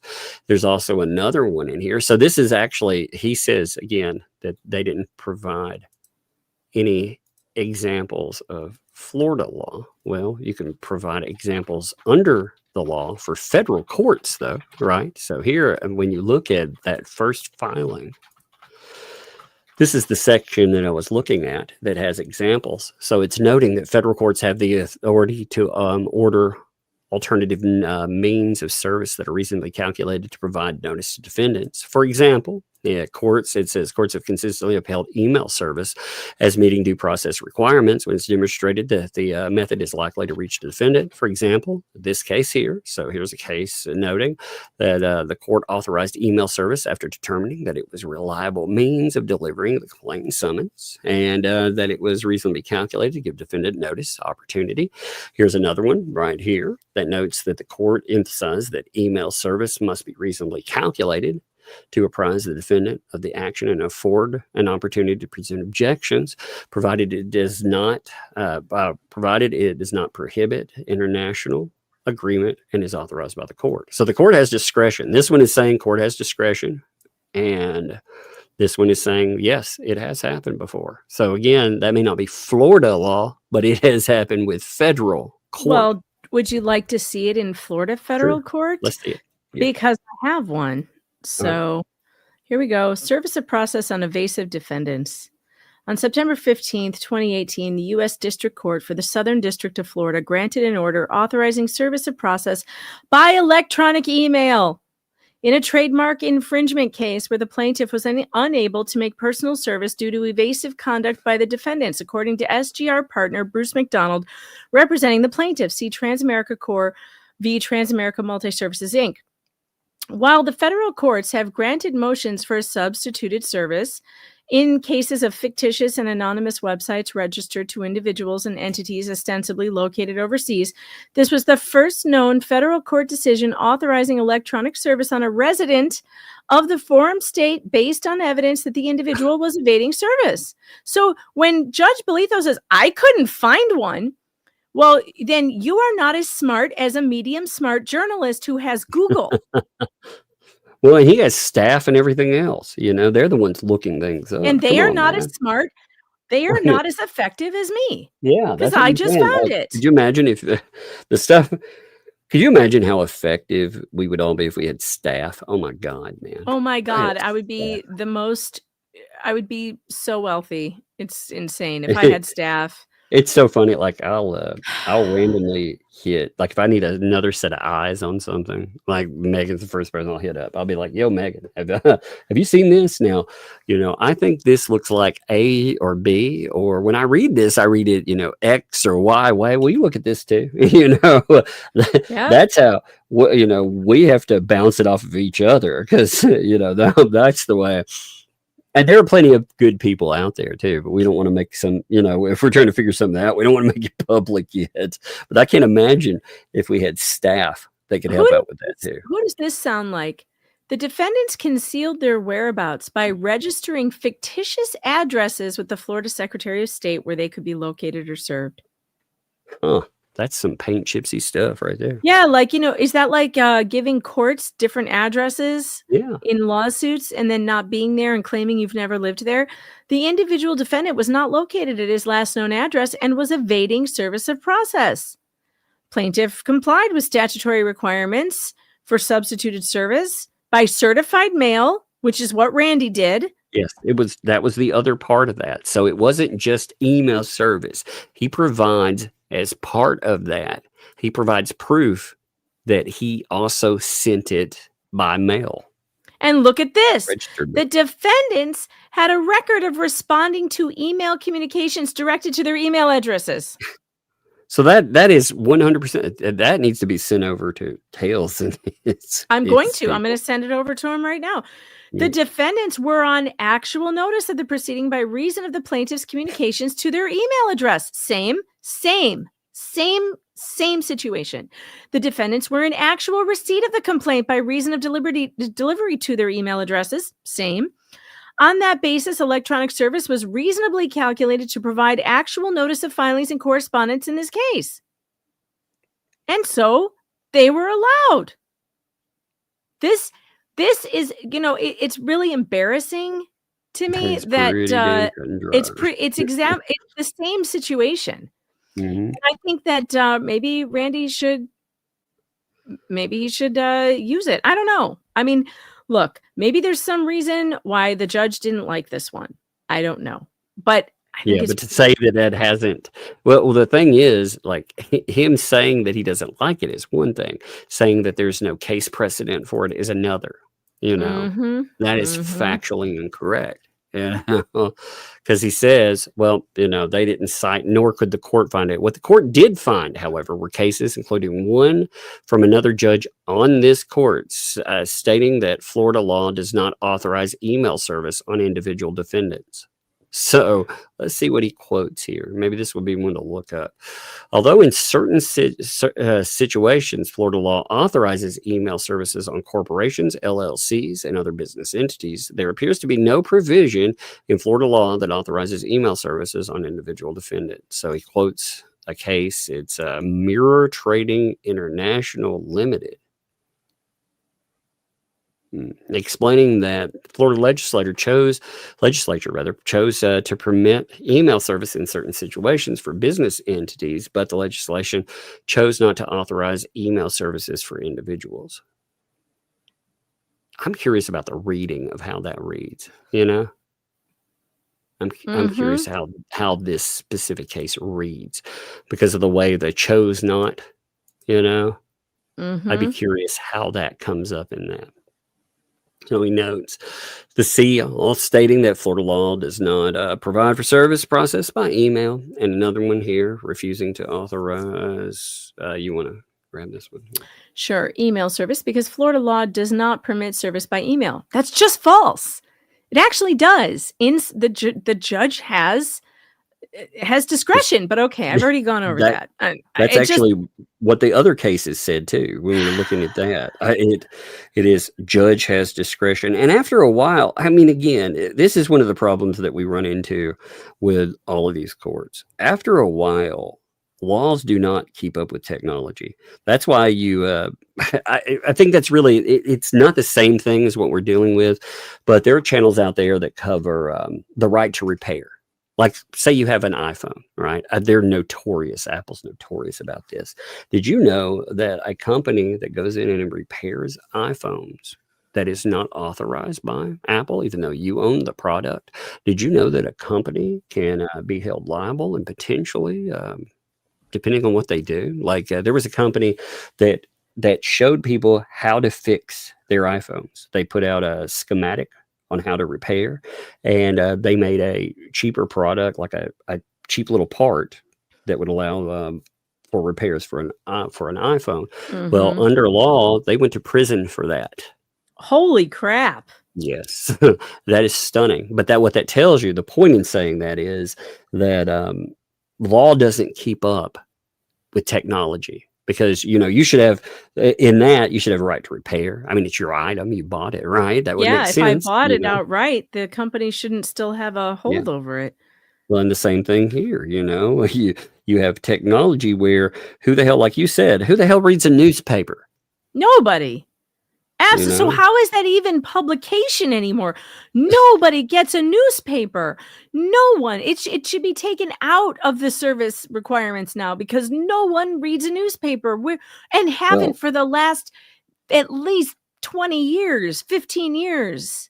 It's also, I mean, when you think about it, that mode of technology, that newspapers, they aren't a way to tell the public about something. They are businesses. So you're making me pay these businesses to put out a notice in some outmoded technology, which has no application here. I can't prove that they would get anything with, again, they don't keep up with technology at all. Law is woefully behind. Laws lag. I found the order, by the way, on Pacer. I want to get it. I found the judge's order. That was the one thing I couldn't find. So I found the order allowing the paperless or the email service. But yeah, this is just, it was on September 18th, 2018. Sure enough, I found it. Order on motion for service by publication. Order granting 12 plaintiffs' motion for alternative service of process by publication and electronic email. And this is in Florida federal court. So up yours, Belitho. You're wrong. And the fact that you can't find this and that your clerks didn't find it is pretty embarrassing because I found it in like 5 minutes. Right. It's so ridiculous. With this though, what's funny in this message throughout all of this is you notice while it's saying email is not allowed, it's saying other methods can be utilized. So the message in here isn't Dave is out. Like the ecosystem kept yelling, "Oh, out of time, Dave's out, Dave's out." I don't get that from this filing. No, Actually, listen, as long as they're making a good faith effort to serve him, there will be extensions granted. Yep. That's just the way it works. Well, Dave, like I said, Dave, all of his everything he's done lately indicates that what he's going to try to do is set up a counterclaim. You can see it. Oh, my emotional damage. Oh, my this and that. The only problem Dave's going to have with that is Dave has talked about his mental issues online and him fleeing online and doing all of this stuff. He has talked about that exhaustively in the past. So to say that Hales has somehow caused that, like, it'll be difficult to add that in. But you can see, I mean, it's pretty transparent what he's trying to do. So anyway, Florida law doesn't allow recognizing that service cannot be accomplished in Florida by email or submission of service to a third party via the internet. I'm sorry, I can't help myself. I'm hot under the collar. Refusing to allow email service on a defendant located in Florida because, quote, Florida rules do not provide a mechanism for service of process by email. The only provision of Florida law cited in a plaintiff's motion is a Florida statute 48.181. Plaintiffs have not, however, explained how the statute supports their position. Section 181, God, I keep stumbling over that for some reason, sets forth a substituted service regime for non-residents and foreign businesses that have conducted business in Florida and concealed their whereabouts. Under the substitute service regime, a qualifying individual or foreign business is deemed to have designated Secretary of State, quote, as its agent of whom process in any action or proceeding may be served in accordance with the section. Nothing in plaintiff's motion misses designation, Secretary of State, otherwise demonstrates compliance with the substitute. Here you go if you want it. Substitute service requirements set forth in Florida statute. And even if the substitute service requirements had been met, the court fails to see anything in the law that would authorize service by emailing the summons and complaint to. Well, that's because you didn't look hard enough. Have you ever seen? Okay, so this amazes me too. Remember all the crazy messed up items that Bruce put into court? Did you ever see the court put this much effort into being like, well, actually? No, I haven't. I didn't. And, he seems pretty invested in finding reasons not to grant this, which is weird. So he found nothing in the law that would allow the email the summons and complaint to an individual defendant. Because plaintiffs have cited nothing in Florida law that authorizes email service on an individual defendant, and everything the court has found says Florida law does not authorize email service because you're lazy and you're not good at this, the court will not authorize email service on defendant Teschendorf. Now, you know what else I found with just a quick search? Is that there was a statutory change. So I don't know if it's maybe I haven't read it thoroughly, but there is a statutory change in that what do you call the House of Representatives in Florida? I guess it's just the House of Representatives, I guess, that they made making it possible. I have to find it. I don't have it in front of me right now, but I read that as well while I was researching this, that there was a statutory thing that happened in the law. Now, maybe it's not 48.181. However, did he look into other laws? Like, I don't, these things get updated a lot, sir. Yeah, indeed. Well, that's the thing. You have to keep up with the cutting edge of it, Yeah, and like, who's really doing that? Like, is anybody doing that? I don't know. I find it's so weird though. There are certain judges that you see like online, a couple of those. There's that one Texas judge, that gets brought up a lot, that God, I can't remember his freaking name. The one though that he likes to eat prosecutors up, quite a bit, and he trends all the time. But when you see him, he is always wanting to look up new cases, new case law. He seems excited about it. He keeps on the cutting edge of it, and he invites that. And there are very few people that you see that from anymore. By the way, I just found it. It's Florida Statute 48.102, service by other means. It's not 48.181. It's 48.102. If after due diligence, a party seeking to effectuate service is unable to effectuate personal service of process on a domestic or foreign, it's the corporation, a domestic or foreign general partnership, including limited liability partnership, a domestic or foreign limited partnership. So what he's saying is it doesn't say an individual. And because it doesn't say an individual, you can't. But then it says, may authorize service in any other manner that the party seeking to effectuate service. So they don't say individual. You know what? That's stupid, because it was done it was done in another case. Yeah, it's been set down in other cases though. So he's now wait, it also says the court may authorize other methods of service consistent with the principles of due process. In suits involving a breach of contract, the court may consider authorizing the parties to effectuate service in the manner provided for in the contractual notice provision of the subject contract. How, though, have they not? This is something that the House of Representatives has to just update, because it's stupid that you cannot do alternative service on an individual. That makes no sense. None. And I'm not convinced. You can do it on a business, but you can't do it for a like I said. I'm not convinced that that there isn't something in this law that I just haven't found yet. And I'll goes both ways. Like I said, any of these morons trying to serve me, I don't know anything about it. You're gonna run crying into the night. I'm gonna run up and be like, "Oh my God, that's not my name."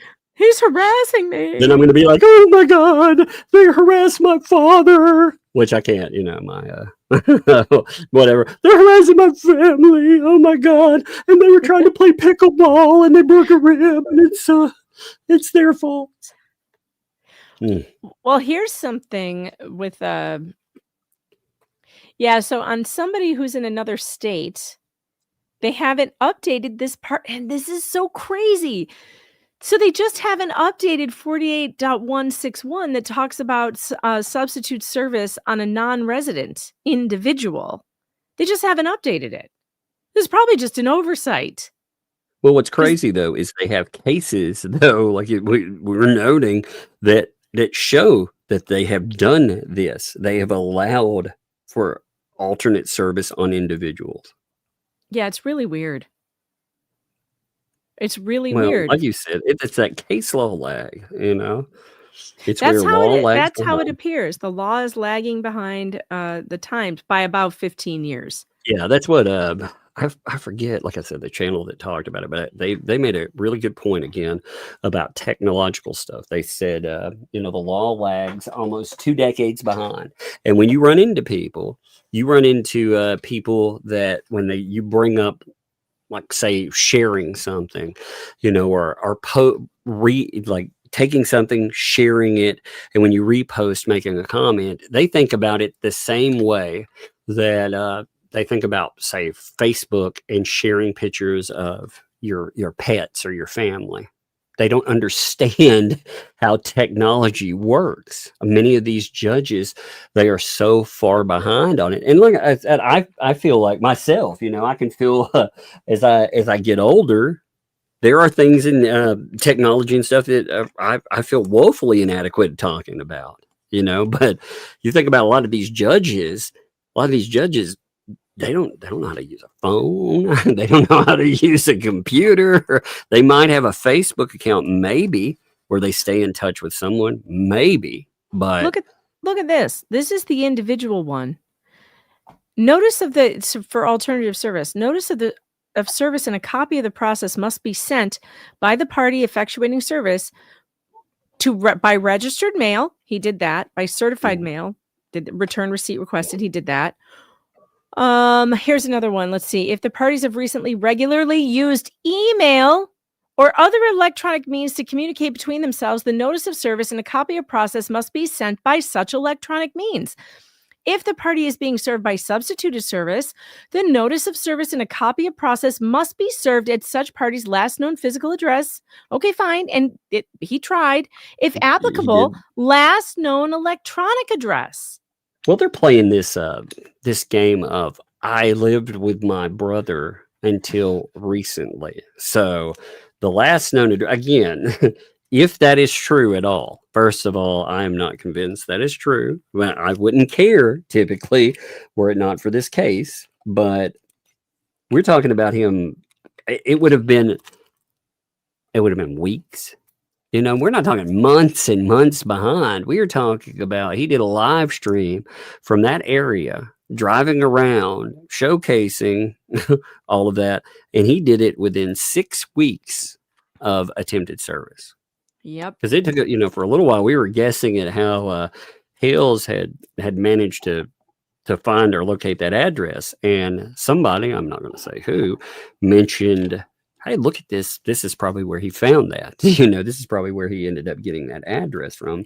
It wasn't an individual that supplied it. It was Dave that supplied it. Just people don't pay enough attention to his live streams and realize where he lived. But that was 6 weeks before that date where they had already been attempting service, but it was 6 weeks before. So, I mean, you're talking about them. I have a lot of trouble buying into the idea that he wasn't at that address, or that, again, we know it's his brother. So it's definitely a family member that's getting this. He's just evading. I mean, everything in what stupid Dave's doing. Oh my God. I just realized something. Oh my God. What's that? Look at this. This is about the individual. So if you've done all these things, which they have done, right, and you diligently tried, you may serve the Secretary of State on their behalf. The Secretary Is of that State why it mentioned the Secretary of State? Yes. The Secretary of State may designate an individual in his or her office to accept service. Huh. So that's why this mentioned nothing in it mentions designation of the Secretary of State. So that's what that's about. That's because you have to register with the Secretary of State with your legal address. And if you're avoiding service, they actually have somebody at the Secretary of State's office who can accept for that person. This may be another way to do it too. Huh. That might be, that's interesting. I'd wonder why they brought up the Secretary of Look State. what this says. Service of process is effectuated under this section on the date the service is received by the Department of State. I have never seen judges allow someone to dodge to the level we are starting to see here. I haven't either. And they are rewarding this terrible behavior. Well, they're allowing this to financially impact the person trying to serve them, and they're doing nothing about it. That's one thing they're not supposed to do. They are not supposed to burden the party financially that is attempting to lawfully serve a person. They're supposed to, like you said, they're rewarding bad behavior. And my God. And you know, when they did all of that stuff, like when you look at Robbie, all that mess, look at the money that's involved in this. Like all of this stuff is quite a bit of money going out just to get service done. I said, I remember it all for sure. I remember the message. I remember all the lessons. The lessons are, I will never, if they try to acknowledge, like I will never acknowledge that anyone has tried to serve me for anything. You know, I will never acknowledge it unless I want to.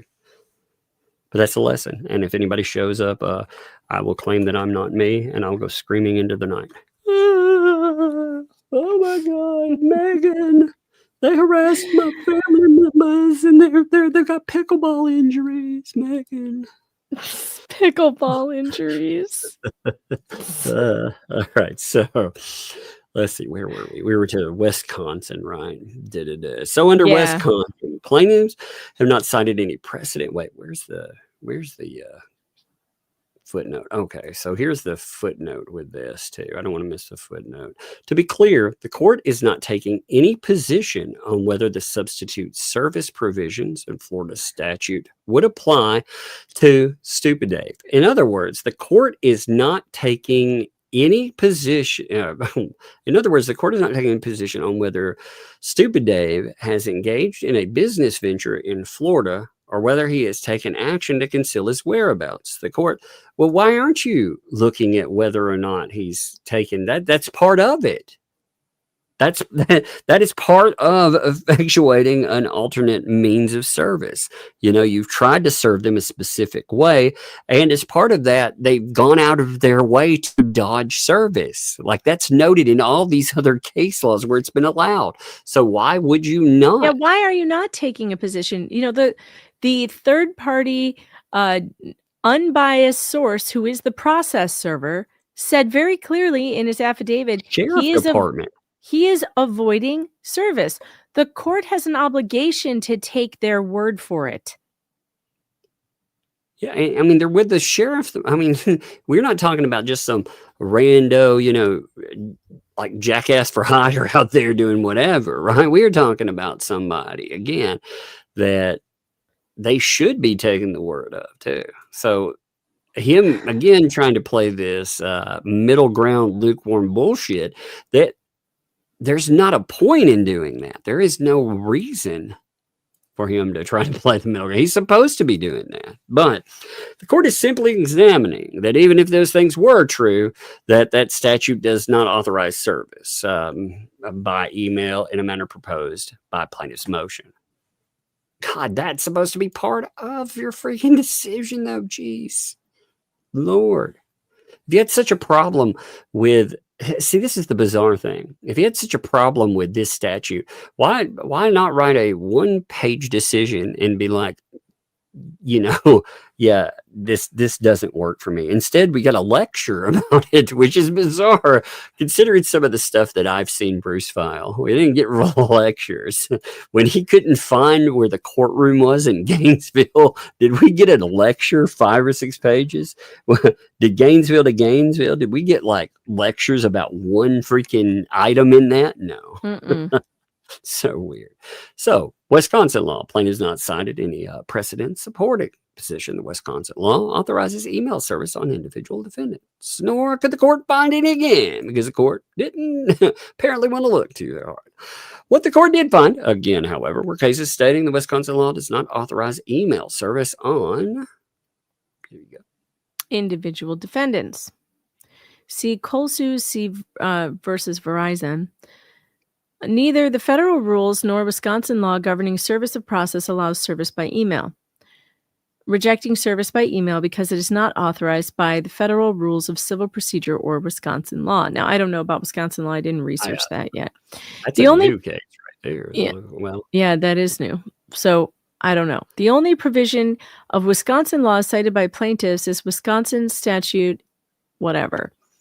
But that statute does not address email service. Footnote 4. The Wisconsin statute does authorize service by publication if certain requirements are met. But plaintiffs have sought service by email and not service by publication. Now that right there is, it's a tell. It's a hey, yeah, you gave me the wrong motion. You gave me the wrong argument. Yep. Make the argument that you're going to serve him by publication, and then I can do something about it. Yep.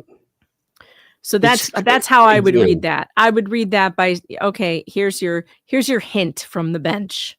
It's so weird though to be like, serve it by the newspaper. It's totally weird. It's totally ridiculous, especially when you can show that he knows about it. He has put it in YouTube videos. He has written about it. He has published about it. He knows he is being sued and being tried and trying to be served. Yep. So it is not, there is no need for publication. You basically can say it has been served by publication. He knows about it. That's what publication is. It's just making sure that the person who you're suing knows about it, and he has admitted to knowing about it. Yeah, they But made a whatever. game out of they've tried to make a game out of it. They know sooner or later they end up getting served, but Mhm. they want to play this game and cost the person serving them money, you know, in time. They want to drag it out, and they want to Mhm. cause them undue mental hardship and more. And they pretend, you know, while all this is going on, that somehow in some way this means that they're right about everything that they do. You know, that's what the Yep. whole ecosystem does. I'm not blaming that on one person. I'm saying the whole damn ecosystem. They're all about, oh, well, since nobody has stopped me so far, obviously what I'm doing is not a problem. Right. Exactly. And that encourages more idiots, by the way, you know? It does. Mhm. And it says because plaintiffs have cited nothing in Wisconsin law that authorizes email service on an individual defendant, and everything the court has found says Wisconsin law does not authorize email service, the court rejects plaintiffs' request to serve defendant Teschendorf by email under Wisconsin law. And then there's a footnote on 5. Plaintiff's motion cites 2 cases in support of the request for email service. The cited cases, however, do not support plaintiff's argument. Neither of the cases involves service by email under Florida or Wisconsin law. One of the cited cases involved a service by email under California law, although courts interpreting California law have accepted service via email. California law does not apply in the current situation. I don't know why it wouldn't. Courts can look to other courts for Other states, precedent. yes. And they can, like in a Florida court, can look to California for what they've done, especially when it comes to these technology issues that they are so woefully behind on. The other case, mapping your future, scroll. Well, give me a minute. I want to make sure something doesn't show. Okay. I was making sure there wasn't a phone Address or number something. attached to the very bottom. Yeah, let me grab that last part of that. Here, let's see. In this case is distinguishable. That case involves service of process in a foreign country under Rule 4F. Rule 4F is inapplicable here because there's no allegation that the defendant is in a foreign country. Moreover, the Mapping Your Future court refused to permit email service under Rule 4F because sending a copy of a summons and complaint by electronic email to a defendant in a foreign country is not a method of service or process permitted by applicable international law. I don't know why international law would apply. We're talking if it's an American court and an American overseas, then they are subject to American law, not international. I feel like I'm getting I feel like I'm getting a lecture from the Thomases. Yes, like we're in law school or something. Thus, the decision does not help plaintiff's argument. Yeah, he's being very condescending here. That's what It is like. very, At it is the same very time, Judge though, Thomas's. At the same time, it's stated you can for publication. Yeah. So that is in there. But for those reasons, this has been denied. So that was on the 8th of, so yesterday. And again, that was going to be the subject of last night's live stream before it crapped out on you. You even started talking about it at first. Again, this is not it's not a bad decision. It's just frustrating when you look at it and you think there actually are things in law, if you look, that do allow this stuff. So again, what he's essentially saying is, well, technically you can't do it this way, so you got to spend more money to do it this other way, you know. And like I said, it's more money, more time, more effort, and you know, that doesn't even address whether or not Stupid Dave is, you know, as you go forward, does that matter? Is all of this that, you know, is this going to matter in the end? Is he going to be upheld as a person in this litigation, or is he going to be somebody that Bolitho decides, hey, I'm not going to let them go forward with this person? So it's a lot of effort potentially. You know, it could be for naught. You just never know. Just madness, man. Madness. And again, publish it in the newspaper is kind of wild. It's really stupid. Really stupid for 2025. Oh, yes, let's publish it in one of those things that nobody buys or reads and they've all gone out of service. They're literally all online now. Like, is there a newspaper that circulates? That's also a good question. So if I'm publishing in a newspaper, many of them are online. I mean, does it have to be with publication?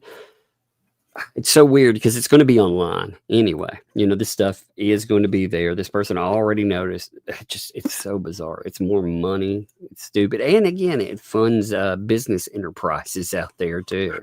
Newspapers are a business enterprise. Email, it's sent to one specific individual. You're not being forced by the court to go pay this secondary business, money to advertise.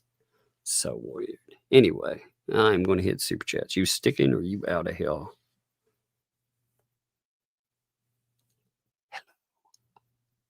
Hello? Hello? Is anybody out there? I don't know if, oh my God. I'm going to make sure people can hear me. It always creeps me out when, yeah, look, Megan fell off. Oh no. Oh no.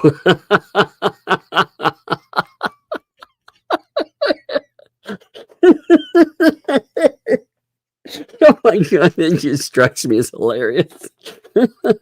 I mean, I have the rattiest freaking service out here in the world. And amazing, man, or at least she got to stick around. Maybe we need to serve her internet provider by publication. Oh my God, that's so funny. Okay. Oh, give me a second here. She lost her internet, she said. Oh my God. So her internet just went out again. Hey, if you would like to right now, by the way, since there are many of you still here, if you would like to, perhaps you would like to super chat, and perhaps we could put together a memorial, maybe we could put together a memorial bench. And that memorial bench, if we raise enough, could say, rest in peace to the dear friend, the dear departed internet service. So let me see something here. A memorial bench picture with the note. Rest in peace. Rest in peace, M. Fox's internet connection. You were loved. Let's see.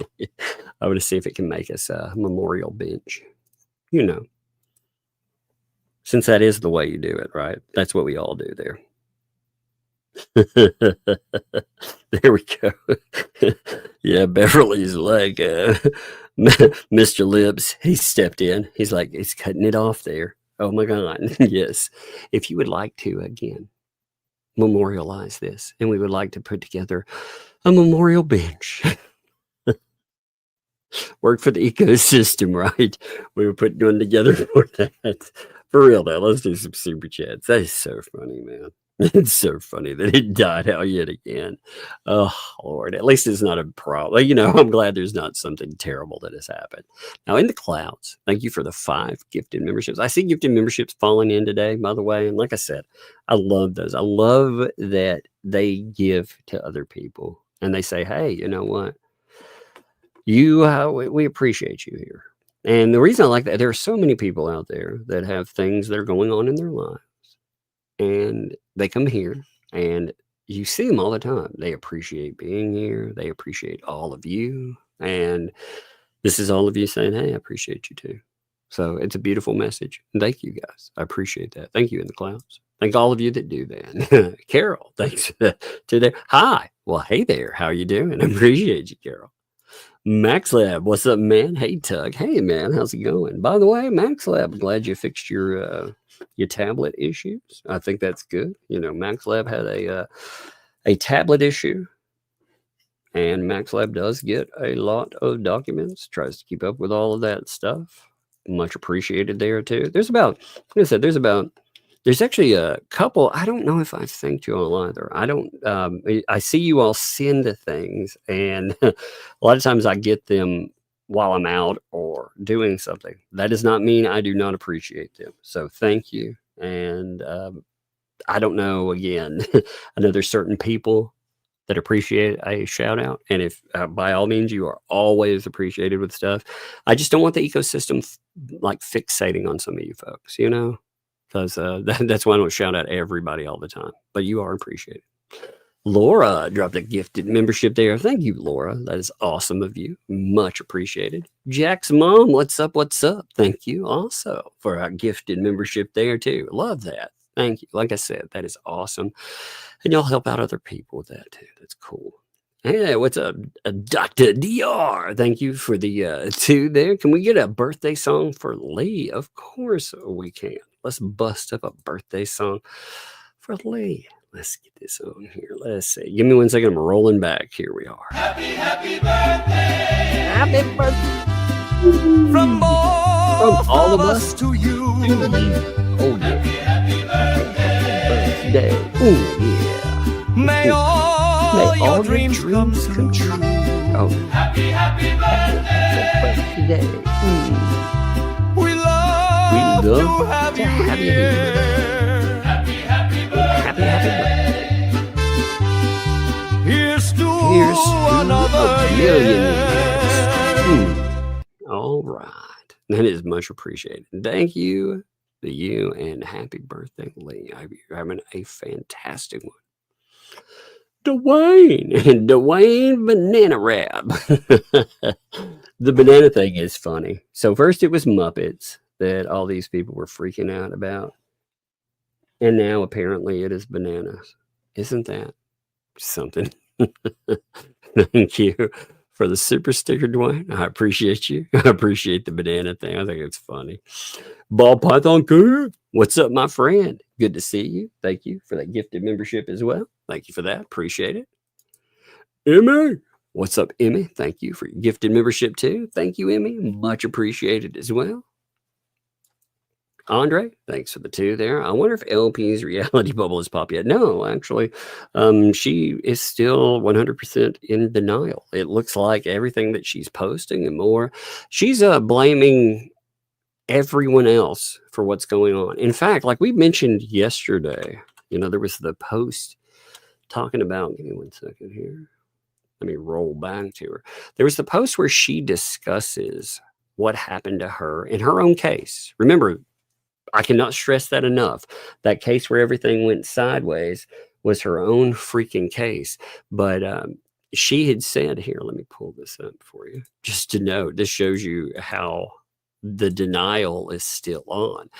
She's blaming Randy for what happened in the thumbnail case. She's like, oh, it was all stupid. John Cook, he exists. He exists. Now, the claim, of course, wasn't that he didn't exist. The claim was that John Cook was not her husband. Therefore, you can't go in and say, my husband has this thing.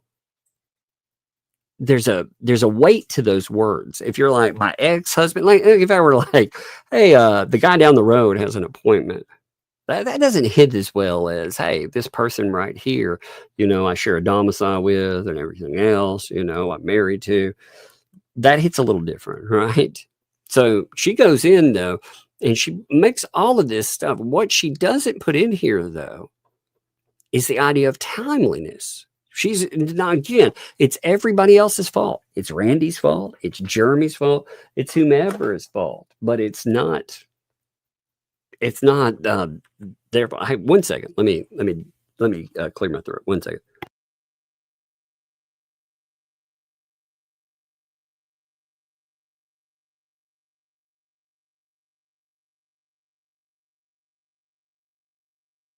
Sorry about that. But yeah, so she blames everyone else. I had to clear my throat. I was like, oh my God. I would just cough on the microphone. I hear that works for certain people, but I figured I would, I don't know. I haven't incorporated that like one of those professionals out there. Right? Maybe I should incorporate those sounds. And now the sound of hacking lungs. Oh my Lord. But no, I mean, she did. She blames everyone else but herself. She forgets, again, this is her case. She has pushed this case since February. She thought she would walk away clean, and she hasn't. Lynette, I don't know how to make this any clearer. You did this to yourself, and you'd actually, as far as money and stuff, where you get fined or whatever, you'd have enough to cover all of that. But somebody stole it from you. And I thought it was really funny that you aimed all of your loathing and hatred at the people who offered to help you when somebody took your money. So screw you. When you're wondering what happened, when you're wondering when all of these plans never came to fruition and why exactly that is,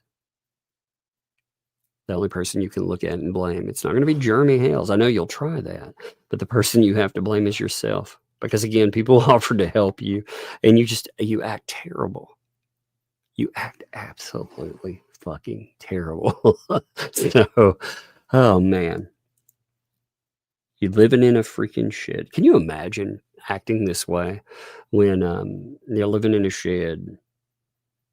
People have kept 6 figures of your money, and you still walk the party line as it is. You toe the ecosystem line, and you try to make sure that you point your loathing and discontent in the direction where you're allowed to, because a lawyer or whomever behind the scenes is still telling you that if you point it at other people, there will probably be, I'm sure they tell you there'll be a ramification. But they keep you in line, and you walk it like an obedient dog. That's how they think about you. Good job. But no, she's still living in the delusion. What's up, fallen hero? 34 months, baby. Man, that's closing on 3 years, my friend. That is crazy and wild and appreciated. Love to you, brother. Rozilla, thanks for the 2 there. Did Archie's breath make a movement? That's funny. That's a good one. I like that. Dan, thanks to the fun there. Welcome to the Fox Den, where the dogs need to be. That's funny. That is funny. Hey, by the way, DR, I caught that one on the other. And again, happy birthday there. Much appreciated. Like I said, that is awesome. I love birthday songs. I love to be able to do those. So I'm always happy, like out of anything. 1 second, man. Stinking ChatGPT. Sometimes it just freaks out. And I asked it for a picture, for something. And it was like, okay. And it just didn't do anything. Like, wait a minute. And, what's up? So I was trying to make that binge picture. What's up? Angela, how you doing? Thanks for the 5 there for the grind. You pulled for breadsticks for Megan, which you dropped off. You put the grind on for her channel. I love that so much. Hey, you know what? Ultimately, like I said, we co-host together, but Megan's a friend of mine. She would do it for me. So if her channel goes down or something, I'm going to have fun on it and goof off. But yeah, I'm not going to let the show die out. You know the old adage, the show must go on. It does. And I appreciated everybody sticking around yesterday. That was fun. It was such a crazy show. It was so all over the place. Like I said, if you listen to it, go back in and listen. You can tell. I can't tell when Megan's speaking. Like, I don't know when, there's a delay. There's always a delay anyway. Like, between you guys and us, there's everywhere from a 5 to 15 second delay, which is a long delay. But on top of that, we never have a delay between the hosts. But we had a delay there. It was almost like one of those interviewing delays. Only, you can only have so much dead air. So it made for quite the show. It was pretty funny. I had fun with it. Thank y'all. I'm glad y'all enjoyed it too. Mary, thanks for the 2. New avatar, rainbow, unicorn, homeless in a box. Oh, such a sad. That would be good. It needs to. You need a. need Megalodon's foe and myself. We need to have a unicorn with us, like as a pet, with the little homeless one, you know? Oh my gosh. This is so sad. You wanna see something? Just hit me in my feels. I'm gonna show you something right now, okay? And it is very sad. Now brace yourself for this, okay? Normally I try not to get into just sad material, but oh, look at this, man. I can't pull up the picture mode to pull it a better way. Here we go. Look at this. Oh man. R.I.P. Megan Fox's internet connection. You were loved. Man. In the arms of an angel. In the arms of an angel. We're going to channel our ear inner Sarah McLachlan. Oh, I love it. I love it. That's so funny. Hey, what's up, Travis, my friend? How you doing, brother? Thanks for the fun there. Tug, chat fam. Hope y'all are good, and I hope tonight's gonna be a banger because I damn sure need some laughs to go with the beer and neck brace. Well, I hope it was pretty good. You know, I think it's pretty funny. Again, we talked about the service thing. So the service thing again, it didn't say, "Oh, Stoop is off the hook." That's not what it said at all. It said, you got to try a different method. Now, the ecosystem was really funny because they tried to spin that as a win. And the thing I loved about that was they totally ignored the fact that Lynette's in a bad place for it. Like a terrible place. It needs a red button. Oh, no. Oh, no. Bonnie, thanks for the 5 there. Just a little something to support the channel. Last night's stream was so much fun. Well, thank you. I appreciate it. Yeah, like I said, I couldn't tell when we were hosting either. I couldn't tell how it was coming across, but I was having fun. I always figure this too. If I'm having fun as the host, that's when we have fun, you know? Like that's when it's always a good time. And when somebody has, I like it too. I have plenty of internet problems as well. And, you know, Megan has also picked up from me. Like when I've had, that's why we both have the ability to host on each other's channels.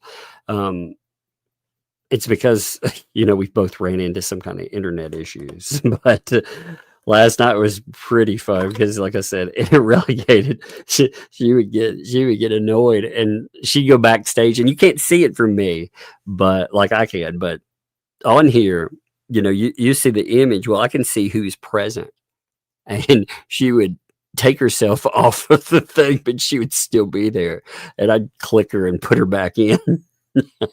So anytime she tried to leave, I would just re-add her. I thought it was funny. Jack's mom, thanks to too. I think Marla's creepy. She defines cringe. Yeah, she was having a little fit because one of the posting boards that had, you know, was making fun of the whole ecosystem thing and called itself the ecosystem. They had apparently blocked her, and you could tell it made her really butthurt, you know, because she really wants to go in and she wants to get that attention. It's funny too, because the ecosystem does not give her that much love or affection. They treat her pretty damn poorly considering the time and effort that she puts in, and all of the bending over backwards. Like some of these people, to defy reality, they bend over backwards. And I mean, they just lie about stuff. And this lady has done so much damage control, and she's not appreciated for it. It makes me laugh. I love it. Storm, beer, summer. Oh, fun times. Thanks for the 2 there. Buy me a nice bone. Hello from me. Storm, beer, and summer. Yeah, actually, I think the pet there has Archie has been. I think he's doing a lot better now, thanks to you guys. You know, y'all helped out with everything for Megan, and she didn't need it. So thank you all for that. That was cool of you. Wanda, thanks for the 10 there. Hey, Tug and Megan. Glad to hear the pooch is better. Hope the kids are fine. My baby niece is walking now and talking a lot. That's awesome, by the way. Love to you and yours. And yeah, the kids, they're not raiding right now. They are visiting their grandma. So, Douglas is hanging out. He's chillaxing. he's just goofing off here with you guys.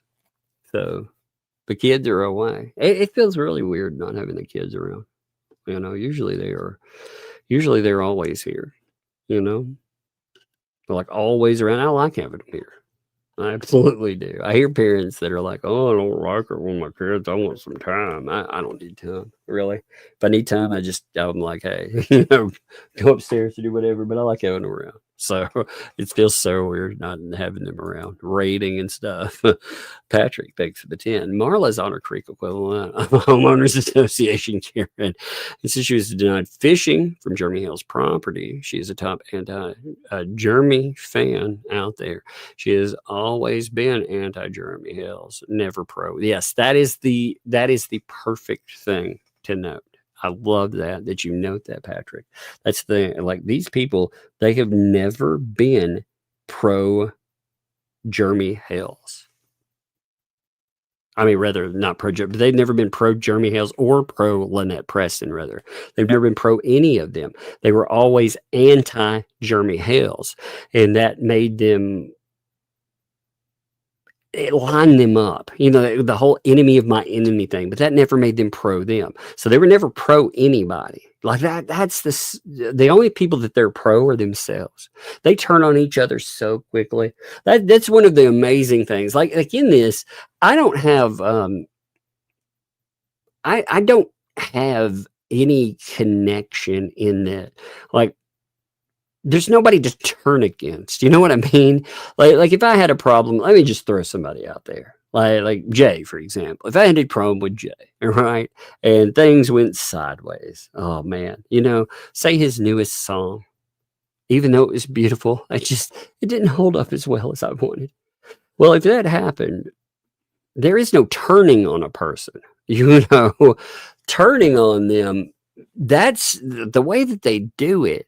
It makes that conspiracy thing look more and more like a reality. Isn't it bizarre?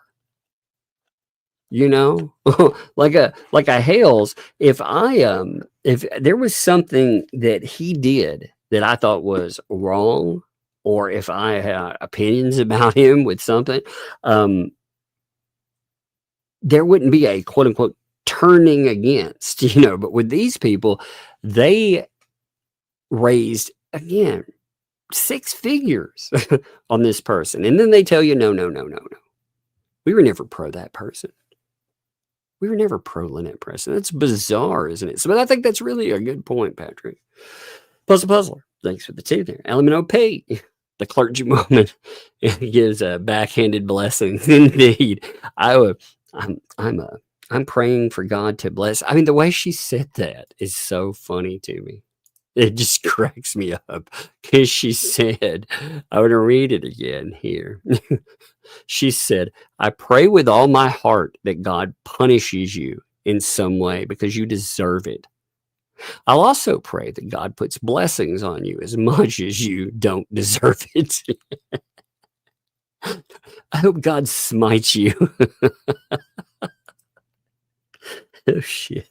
I love that. I think it's funny. Natalie, man, dropped that big super sticker too. Thank you, Natalie. That is awesome. I also, like I've said many times, I love the super stickers. I love marking them and coming back. So show the girls super stickers. They love them, especially like the little one freaking loves super stickers. So Buck is always like, oh yeah, let me see those. So those are always fun. Thank you. And thank you too. Appreciate that. Pickled 2, thanks for the 2 there. Element OP uses God bless, like Megan uses all the best. Indeed. That's so funny. Rosalind, thanks for the 5 there. I did like this. Can we get Element OP to 1K? Monetize her own story. Like I said, if Element OP would put out something fun and interesting, I would definitely drive subscribers to her. The problem is that she she can't stop talking about Hales. It is going to always be about the guy. She won't put out something on her own with it. But yeah, that would be, I would definitely monetize, get her channel monetized. But she's just a clown in that. She could be making a lot of money. A lot, as we've talked about before. She could be making buku bucks. But she decided, she listened to these people, and they told her that she needed to give her voice to 2L and them. And look at that, they hijacked it. She needed to let these other people speak for her in court. Now she's speaking on her own because they have dug her a giant hole. Congratulations, Lynette, by the way. That is the stupidest thing I've ever seen. Let's talk about that for 1 second, okay? Since I'm on that. Lynette Preston, you gave your voice to these people in court. And where did they get you? Honestly, you think bankruptcy will save you. But how did you get to bankruptcy in the first place? What happened to your 2 court cases that you thought were giant winners? Are you blaming Stark and his untimely demise? Is that why you think those went sideways? Because if you thought those were winners, what you could have done is gotten new counsel in there. You didn't have to say, oh, my counsel, they're deceased, I have to drop the case. You don't have to do that. You could have put in a motion, gotten new counsel, but you didn't try to go that route. Why not? Why did y'all drop it before? Why were you dropping it before all the health madness? Why? Because you had a garbage case. But again, I saw your messages to Bruce where you were talking about getting paid big time.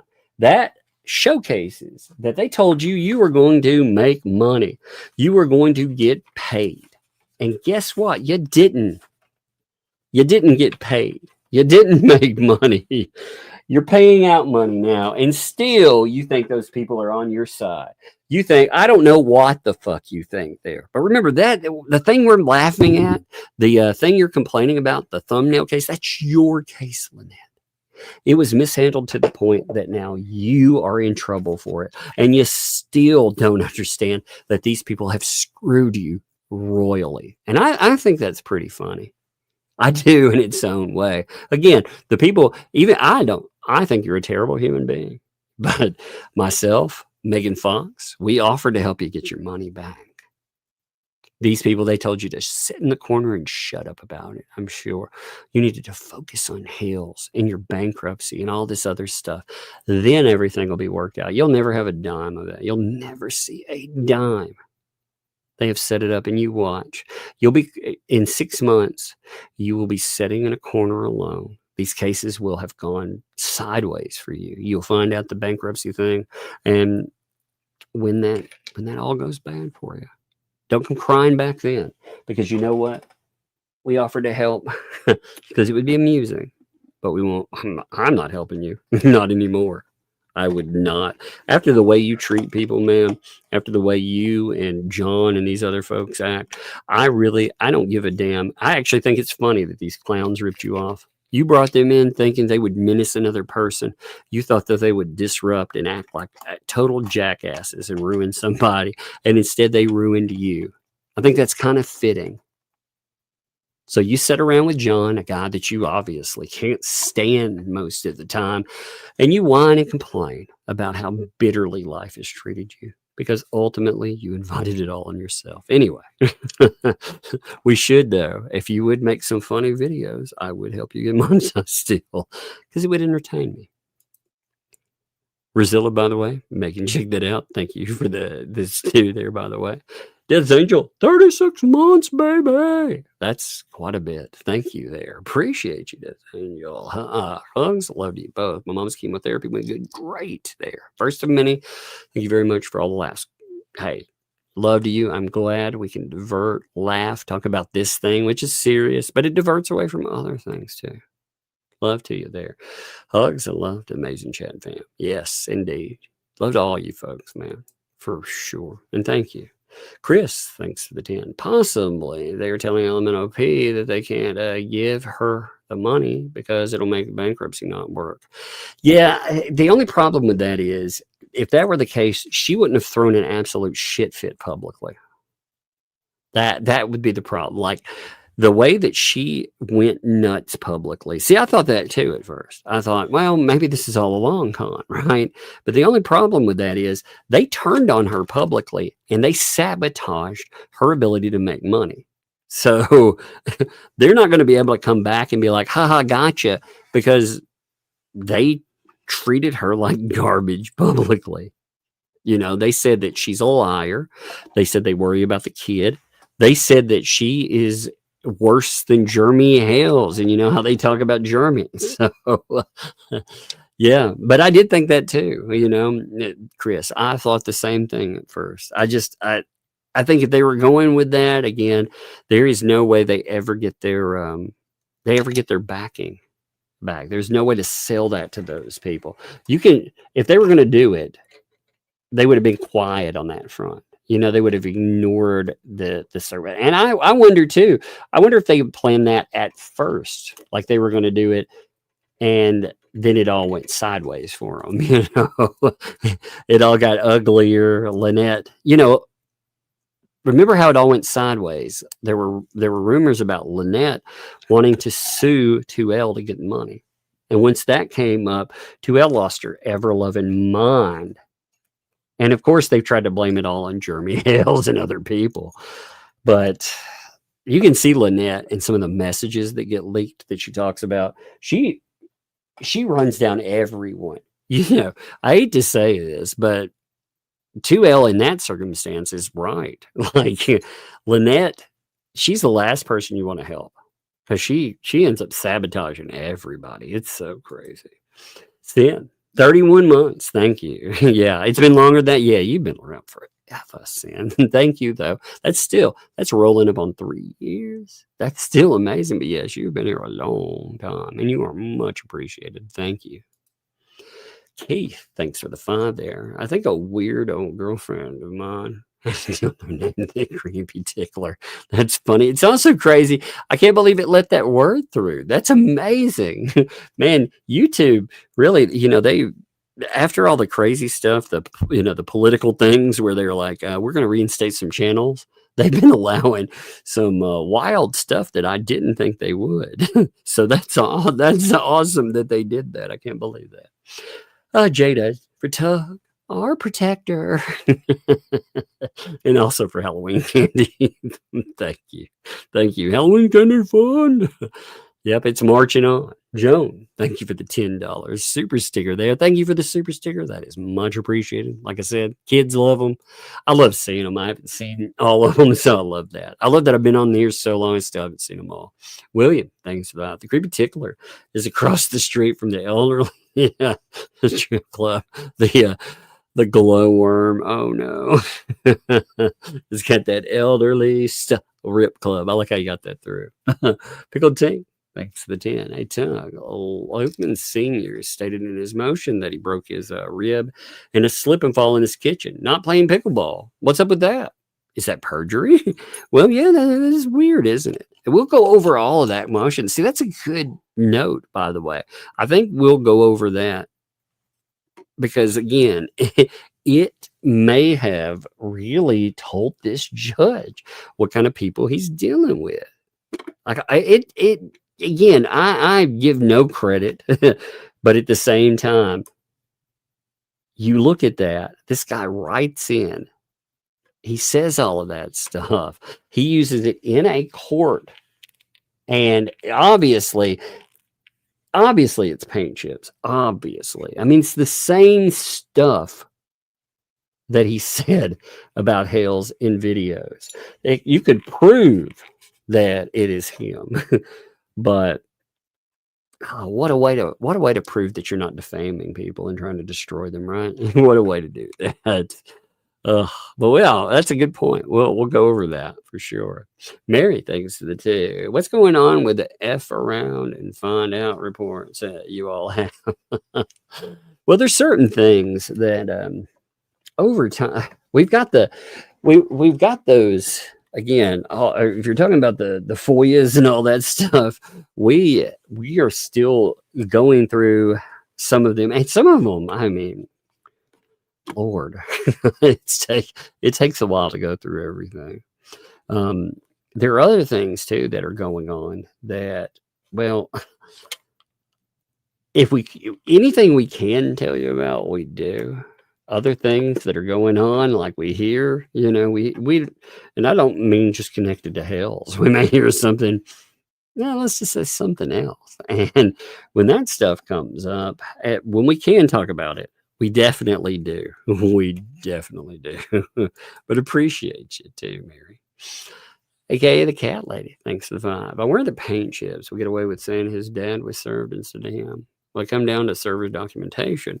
Well, it really goes to attempt of service. It's not just the service of person, it's the attempt, the good faith attempt. Like the judge is saying in his thing with Stupid Dave, there's a process that you need to go through. And if you go through these specific processes with good faith, it still fulfills that service need. So he's not going to get away with this method. And he knows all of this is delay tactic. It's trying to cost Jeremy money. It's also, he's hoping that, like with anything, they're hoping that they can get a little bit more notoriety. And if he can do some more obscene, weird shit, people will talk about them. They'll perhaps give them money, because the ecosystem, they're dumb enough to give them money. It doesn't matter the background. You notice they love their criminals. They love their element. They love their felons over there. But they're not. That won't work there. William, thanks to the 5. Rumor has it when Payne Chips Jr. went to federal pen, Payne Chips Sr. was depressed because he had to play pickleball by himself. Oh, so sad. So sad. Just J-Hip. Stir fry money. That's right. We got to get that stir fry money because of Tug, my protector. Indeed. Oh, man. Man, we need a Just J. Oh, man, Oh, my per se attorney. Ode to my per se attorney. That's what we need, Oh, I'm going to have to write one. I think I need that. Max Lab, thanks for the 2. Yes, indeed. That is a good point out. He has gone out of order. Sometimes it's a statement on things when you go out of order too. We'll see what that means, but you are right, Max Lab. Death Angel, thanks for the 2. What the hell's in the chat? Hey, thank you, by the way, to Jeremy and everybody. We much appreciate them. Like I said, this case has been something for the ages. I feel like there's going to be this stuff will be going on for a while still. People have indeed built businesses that are anti-Hales, and you look. There's God. They've done well running off a lot of. I'm glad other people have picked up and have covered. You have other channels that have come in, up and coming. You have the Timu crew. You have Georgie, and you have Coop. You have, of course, the per se attorney. You have Just Jay. You have Rosalind. I mean, all of them. They do a great job, by the way, for sure. But you have Vet Nation.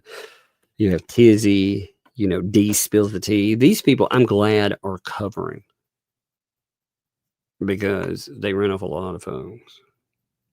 But yeah, it's good to see Hales and them. Man, they this stuff.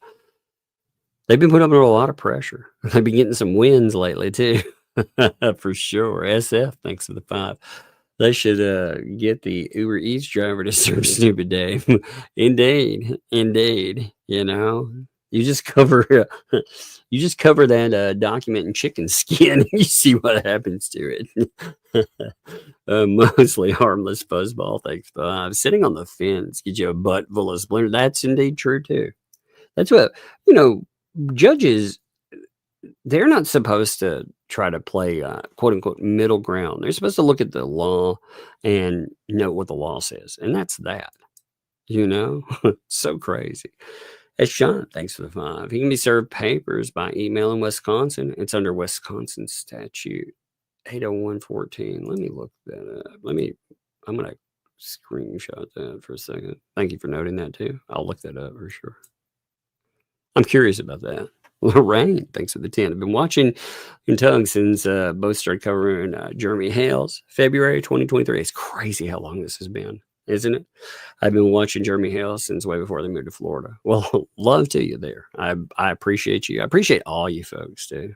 You know, people that have come into this story, people that have followed us into it. Again, you know, I'm like the fact that I don't have to. Again, I'm trying to word this great. I don't want to headline chase. You know, I like to find a case. Sometimes you can't do that. You can't find just one thing to cover. But I like to cover one thing. You know, and this, it's meaningful in its own way. You know, 10 cases, they need coverage. They're curious about them, and we can continue to do that. And I appreciate folks like yourself. You know, it's great. And it makes it worthwhile. So thank you. Maybe not. Drop 10 giftos. Maybe not. What's up, by the way? I always love to you, man. I appreciate you so much. Thank you. James, drop that super sticker. I love the super stickers too. Thank you, James.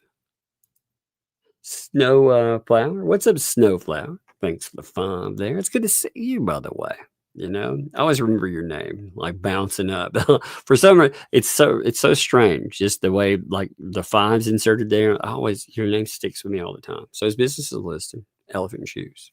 Yeah, indeed, Elephant Shoes LLC. You're right. Cynic and Chief, thanks for the 5 there. Next time Megan has a power internet outage, you can't co-host on her own stream. Invite just Jay. Oh my God, that would have been funny. I should have invited Jay. You know, that's funny. I should have done that. That would have been the greatest. Oh, it was so funny. Cynic and Chief, thanks for the Judge Melatonin isn't going to go outside the norm. No, you are very right in that. He is not going to step out there. Not at all. And also, thank you, Judge Rugg. Yeah, he lets people wipe their feet on him. Yes, that is indeed true. That is indeed true. That's crazy, isn't it? Especially all these judges, like they pound on their chest, and then they let some of these people clown in their courtroom. You know, like Bruce, man. Bruce kept bragging about it, talking about clowning this guy, and it was just wild to see. It was wild, man. Cindy, thanks for the dude. Channel takeover 2 days in a row. Deserves my well, thank you. Appreciate that. Like I said, I can talk. I can talk about nothing. But if you give me a subject, I can talk for hours about something. I can just continually talk. So I do not mind hosting. And I'm glad, like I said, I'm glad that we could put together a good live stream when Megan has an outage and we could put together something fun. That worked out really well. And thank you all. You all made it work. So thank you. S-Shot, thanks for the 13 months. Thank you for that. So scratch what you said on that. So it's a different section on individuals. Okay. I'll have to check that then. I have to look into more of it. Yeah.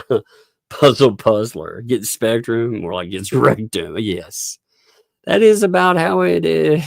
About how it seems when you, well, they say you have Spectrum, but I don't really feel like I have it. I feel like I have it like a disease. Thanks for the 6 months. Always lurking. Love you, kiddos. And thank you. Thank you for that. We appreciate you. Yes, for sure. Thank you. Nancy, thanks for the 8 months. Megan is on the roof fixing it. I can imagine her out there with the rabbit ears trying to fix it. Oh no. Hey, Janice, 18 months, baby. Thank you for that. 18 months. That's awesome. Another milestone. Woohoo. Really appreciate you and Megan. Thank you. You also need to publish your birthday song. So I always have it. It makes me smile. Oh, yeah, we need to. We should do that. I'll put it up. I'll put it on social media or something for you guys. Okay. That way, if you want to grab it, you can. I mean, it's all good for sure. Travis, thanks for the 5 there. Hey, thanks for cheering my night up, Tug. It's been a rough day. My neck sleeping last night. So enjoying the Tug community. Really made my night. Well, I'm glad, man. I'm glad. Like I said, you are an appreciated part of all of this. Again, your story. I always I love success stories, man, and I always remember your story is so freaking wild, dude. So I'm glad anything that you're doing your thing, and when we're doing ours, and it helps out you as well. That's great, brother. Coyote Babe, thanks for the fun there. Whatever happened to the bees? Did you get honey? No, we did not get honey. The bees, they go dormant after a little while. We we called out many people to look at it and stuff. It'll probably be an issue we will still have to take care of, but right this minute they're dormant. So they're doing their own thing. I guess they're with the weather changing. People don't it's so many floors up that it is such a pain to get anyone to deal with it.